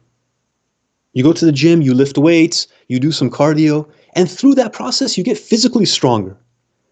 The spiritual process is the exact same. That literally you are putting yourself into that arena of the world, the dunya. You are struggling, you are striving, you're sweating, right? You're going through these pains, and through that process of struggle, that is what is building you up in a spiritual sense. So Allah really, what He wants from us is He wants us to be in the midst of this arena. He wants us to be struggling. And the dunya is how we actually get stronger spiritually. Now, some people are saying, okay, fine, let's just throw this monasticism out the door. It's not even a Muslim practice really, right? Muslims, they don't really do this idea of monasticism. But surely, if I want to get really close to Allah, then it's going to be easier for me to get closer to Allah if I go, for example, to the seminary in Qom, or I go to the seminary in Najaf. If I take on the paths of scholars, if I move from a country where, for example, there's a lot of corruption, then I can be in a place where I can definitely get closer to Allah. So this is something that people might say, well, yeah, definitely it's easier to get closer to Allah, or it's better for me to move to a place where it's a city of knowledge and I can get closer to Allah in a place like that. Here, I just wanted to mention a story, inshallah, and I hope that this story will bring this issue into perspective. This story, it goes back many hundreds of years, that there was a scholar who was studying in the city of Najaf. He was studying in the seminary of Najaf at that time. This scholar, he knew that one of the signs of having a very spiritually high rank is if you're able to see your Imam Mahdi alayhi salam. So he had this idea that, well, I want to have the spiritual rank where I'm worthy of actually being able to see my Imam. And this is something that all of us desire as well, that every single follower of Ali Muhammad, we all want to see our Imam, inshallah. So this individual, he had that same desire, he had that same wish, that the whole time he's thinking to himself, what is it that I can do to see my Imam? How is it that I can meet my Imam? And so he goes around the city of Najaf, which has a lot of scholars, and he begins to ask questions from them. And he says, what do I need to do? How do I prepare myself? How do I purify myself? And so he got different sets of advice, and he begins to do a series of spiritual practices.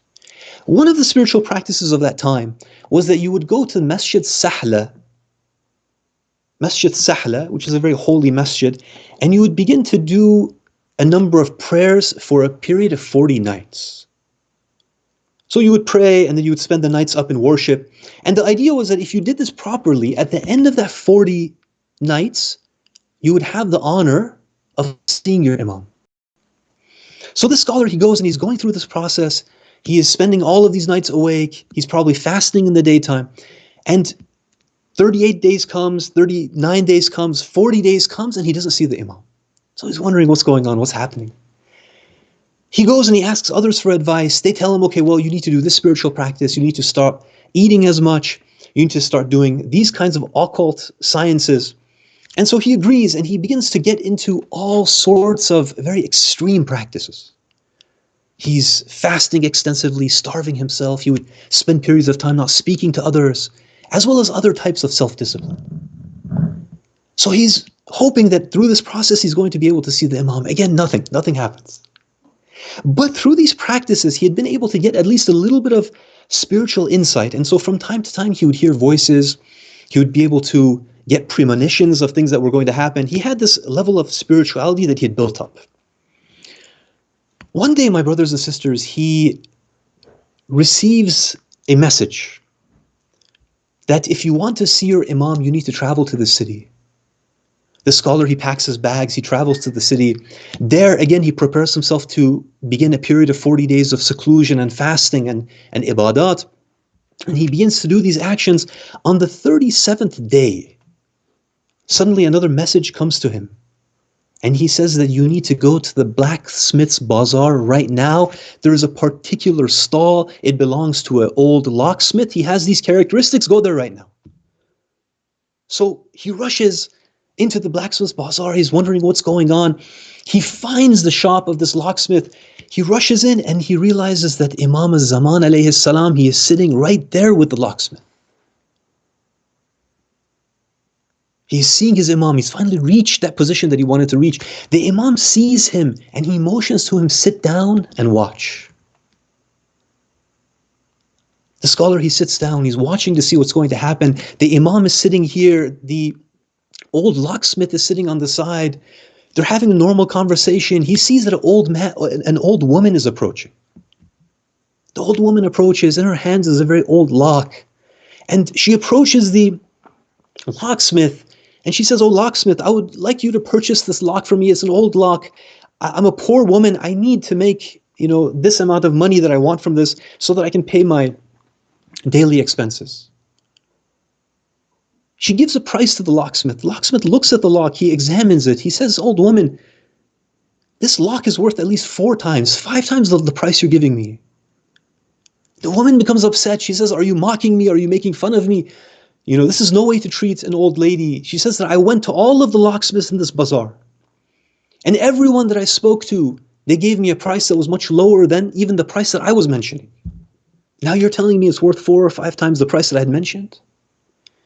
The locksmith, he says, I'm a Muslim, you're a Muslim. I don't think that it would be right for me to cheat you. This is the value of the lock for myself. And I'm going to be making a profit off of this. It's not like I'm not going to be making a profit. So the old woman, she becomes very happy. The locksmith, he gives her the value of the lock. And the woman ends up taking that money and walking away out of the blacksmith's bazaar. This scholar, he narrates, he says that when this happened, the Imam turned towards me.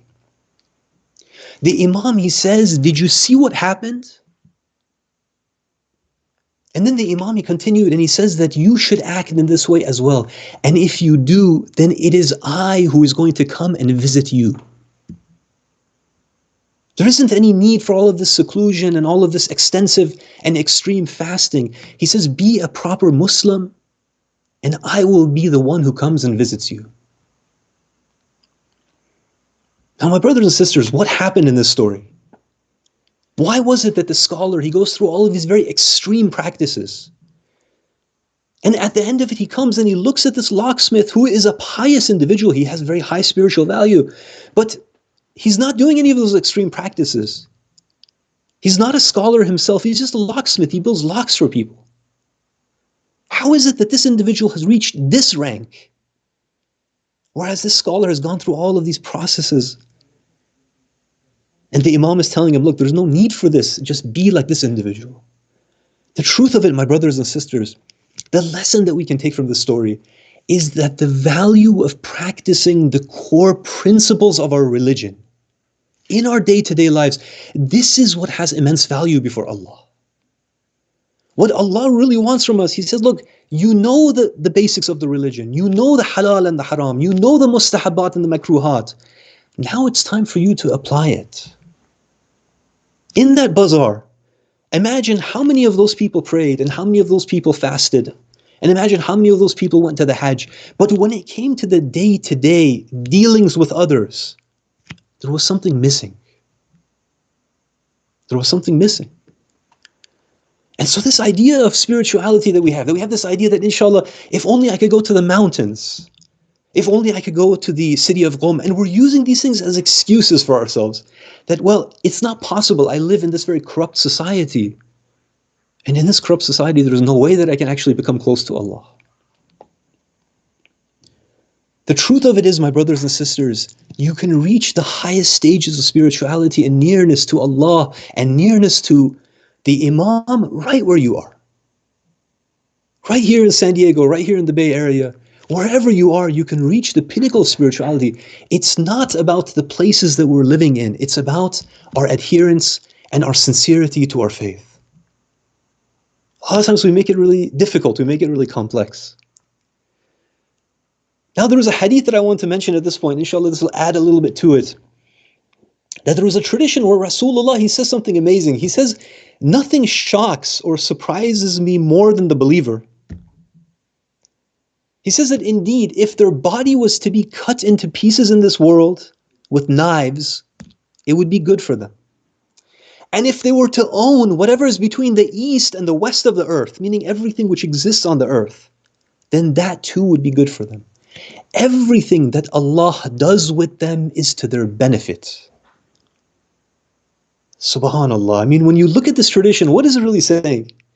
It's saying that as a believer, your situation is exactly what you need right now to grow spiritually.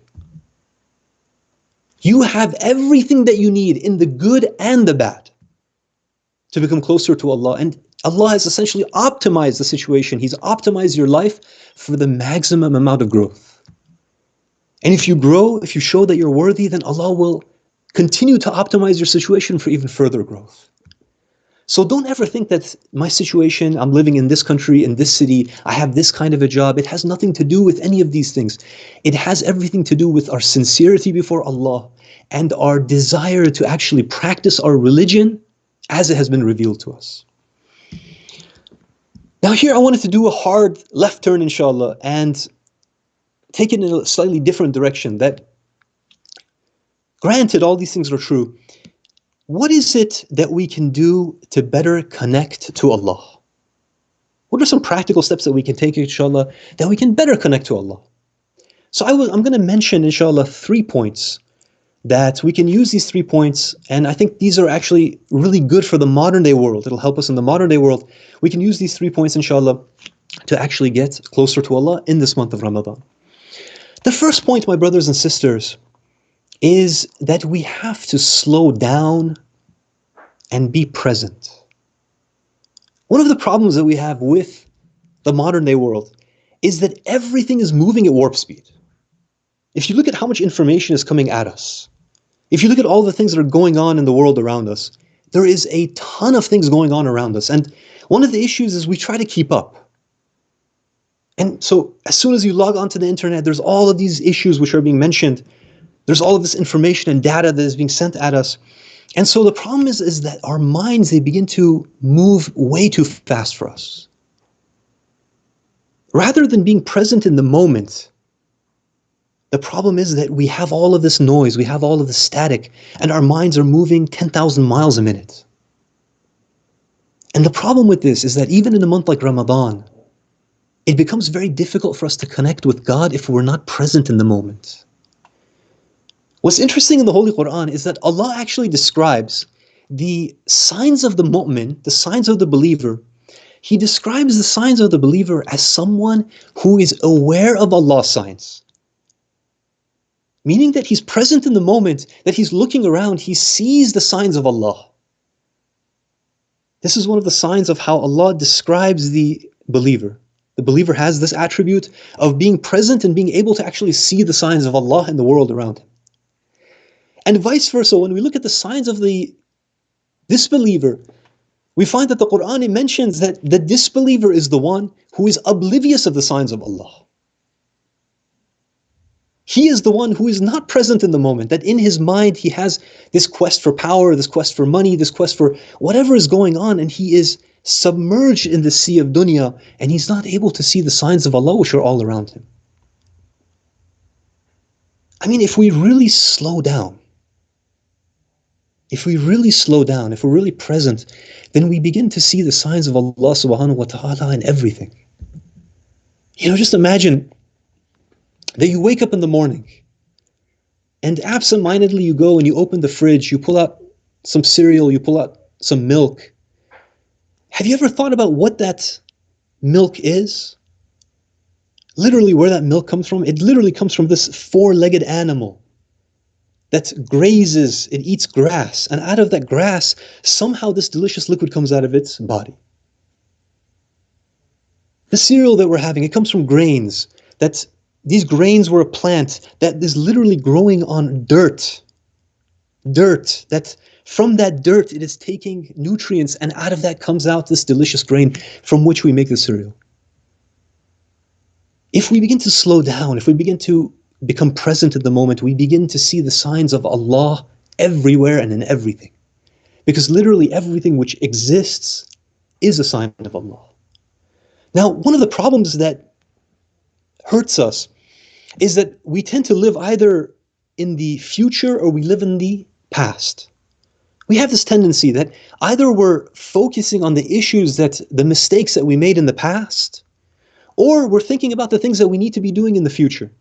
Now, there's nothing wrong with thinking about the mistakes that we might have made. This is something good. And there's nothing wrong with planning for the future. This is also something good. But when you're constantly and consistently focused on what is in the past and what is in the future, then that doesn't allow you to be present in the here and the now. The proper way of doing this is that you need to be present while also focusing on the future and the past. This is the way that we're actually supposed to be doing things. And when we begin to become too much focused, or begin to become too much submerged into the future or the past, we tend to not be able to focus on the signs of Allah which are around us. Another issue that tends to really hurt us is that one of the biggest things that causes us mental static, which causes our thoughts to be cluttered, which doesn't allow us to come and live in the present, is that we tend to worry about finances. I know, especially in the Bay Area, somebody goes to sleep and they wake up and they realize their company has been acquired and they have $10 million in their bank account. And this creates this very powerful desire that everyone feels like they're behind. Everyone feels that the home prices are always rising and they're always going to be behind and they're never going to have enough.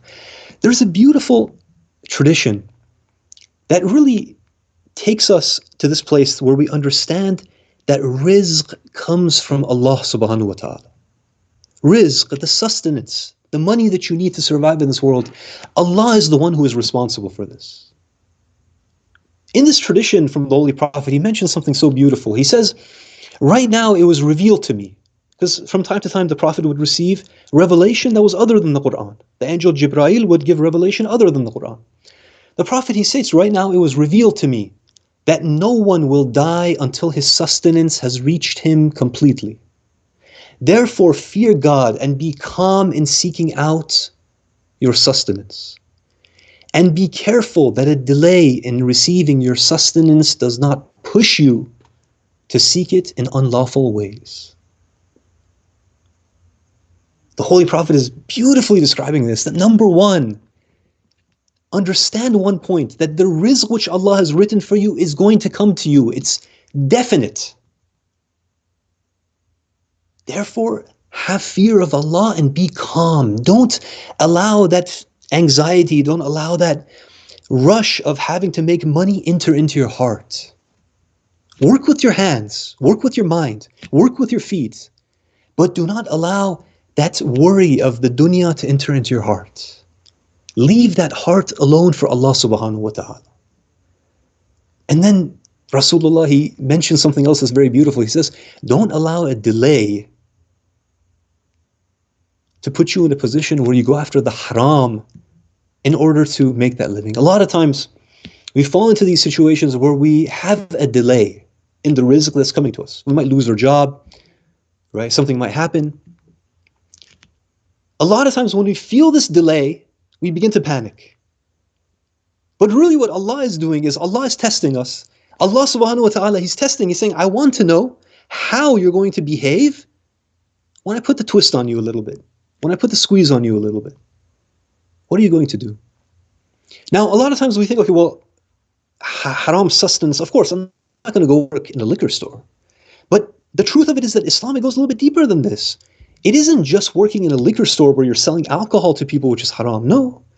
One of the other things which can make a job haram is if you are supporting the oppressors.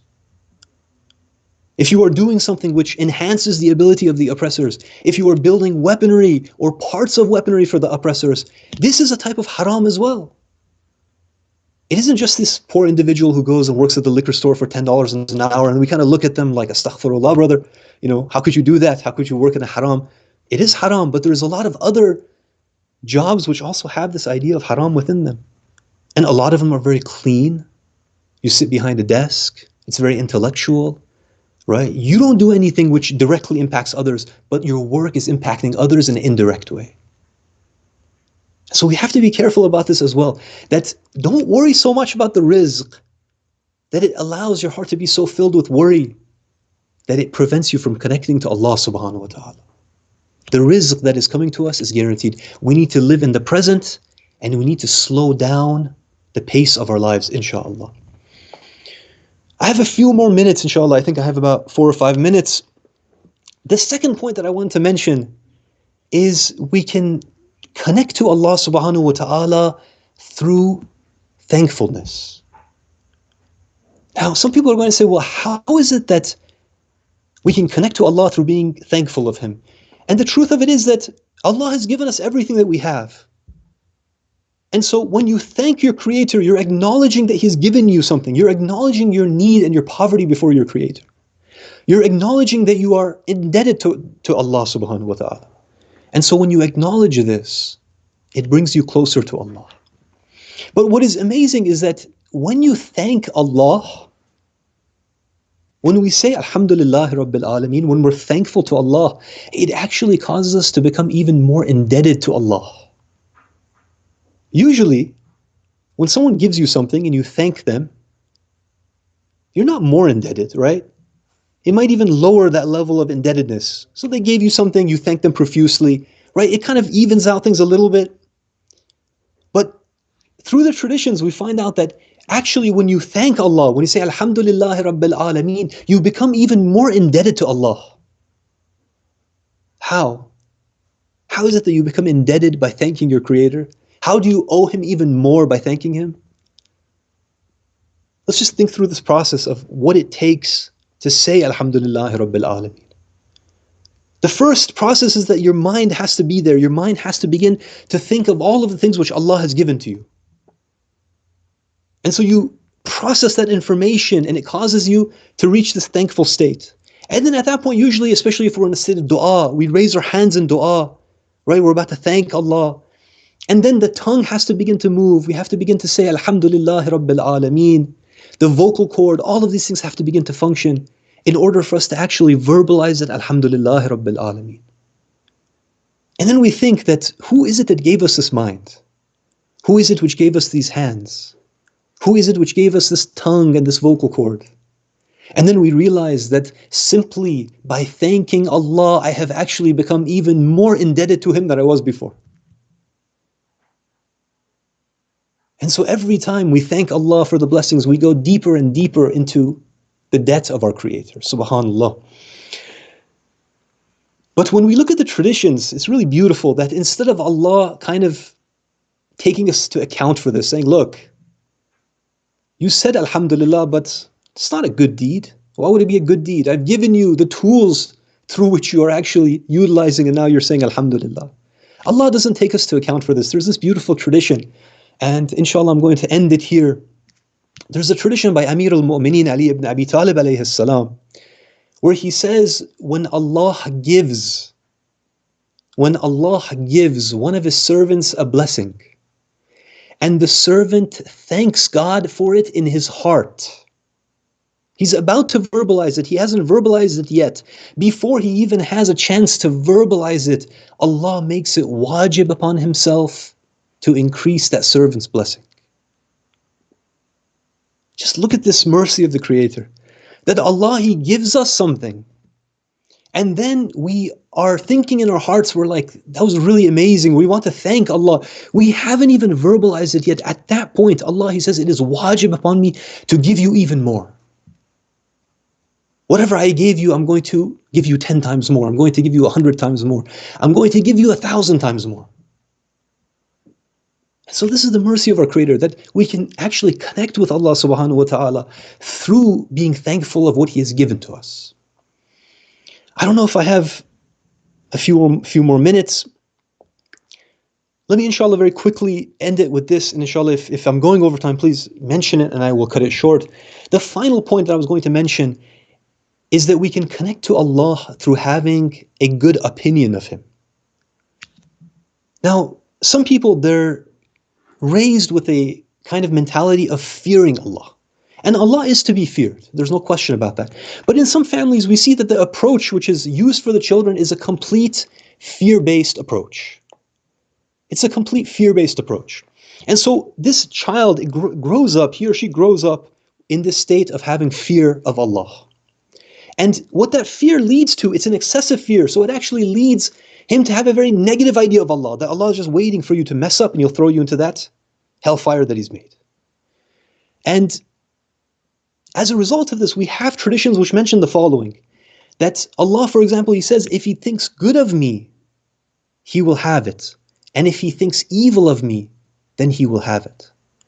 Now, this doesn't mean that Allah is going to punish someone because they have a negative view of Him. That's not what it means.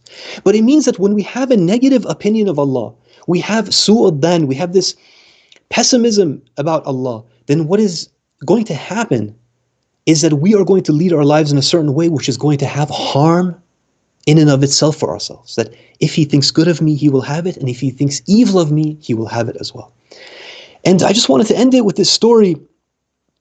Seyed, are we out of time? Yes. Okay. Inshallah, I can leave this inshallah for tomorrow night and we can pick up here. It's a very short story, but we'll pick it up inshallah tomorrow night. So inshallah we'll stop it here, and inshallah we ask that Allah subhanahu wa ta'ala will accept all of our fasts, and that He will accept our acts of worship inshallah, and that He will accept our tawbah, and that He will forgive us all of our sins inshallah. Assalamu alaikum wa rahmatullah.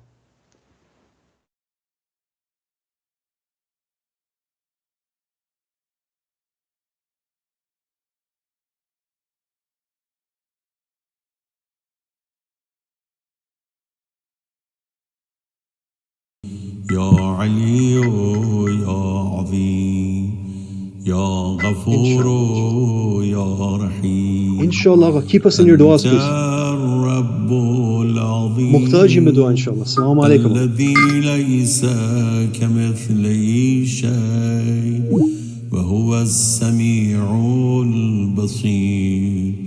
وهذا شهر أظمته وكرمته وشرفته وفضلته على الشهور.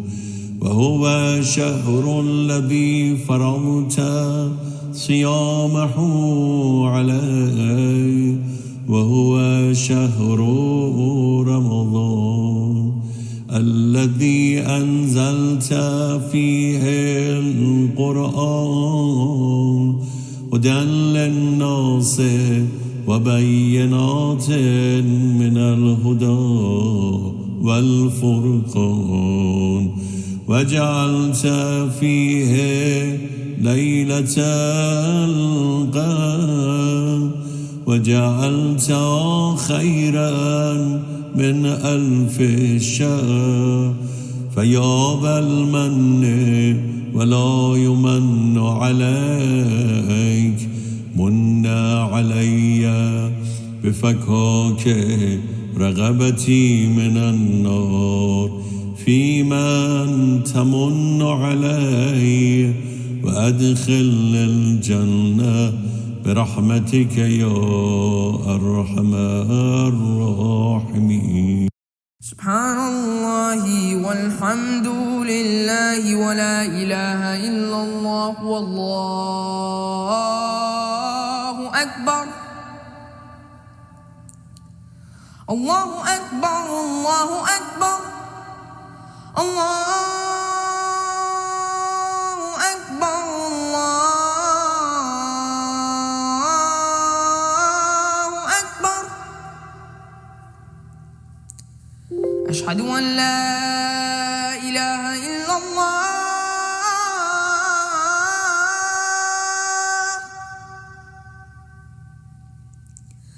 أشهد أن لا إله إلا الله.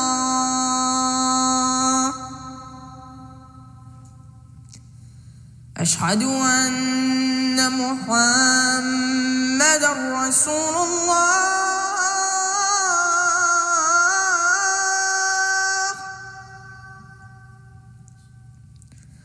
أشهد أن محمدًا رسول الله.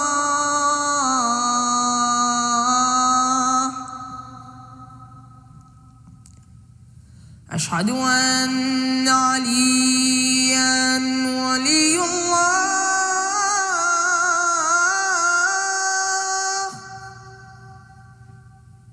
أشهد أن عليًا حجة الله.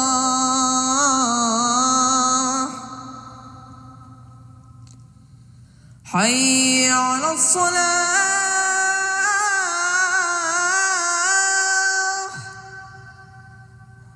حي على الصلاة.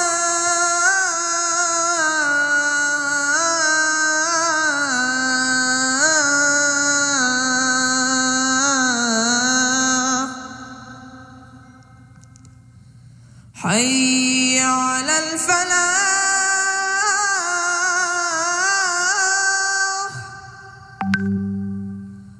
حي على الفلاح.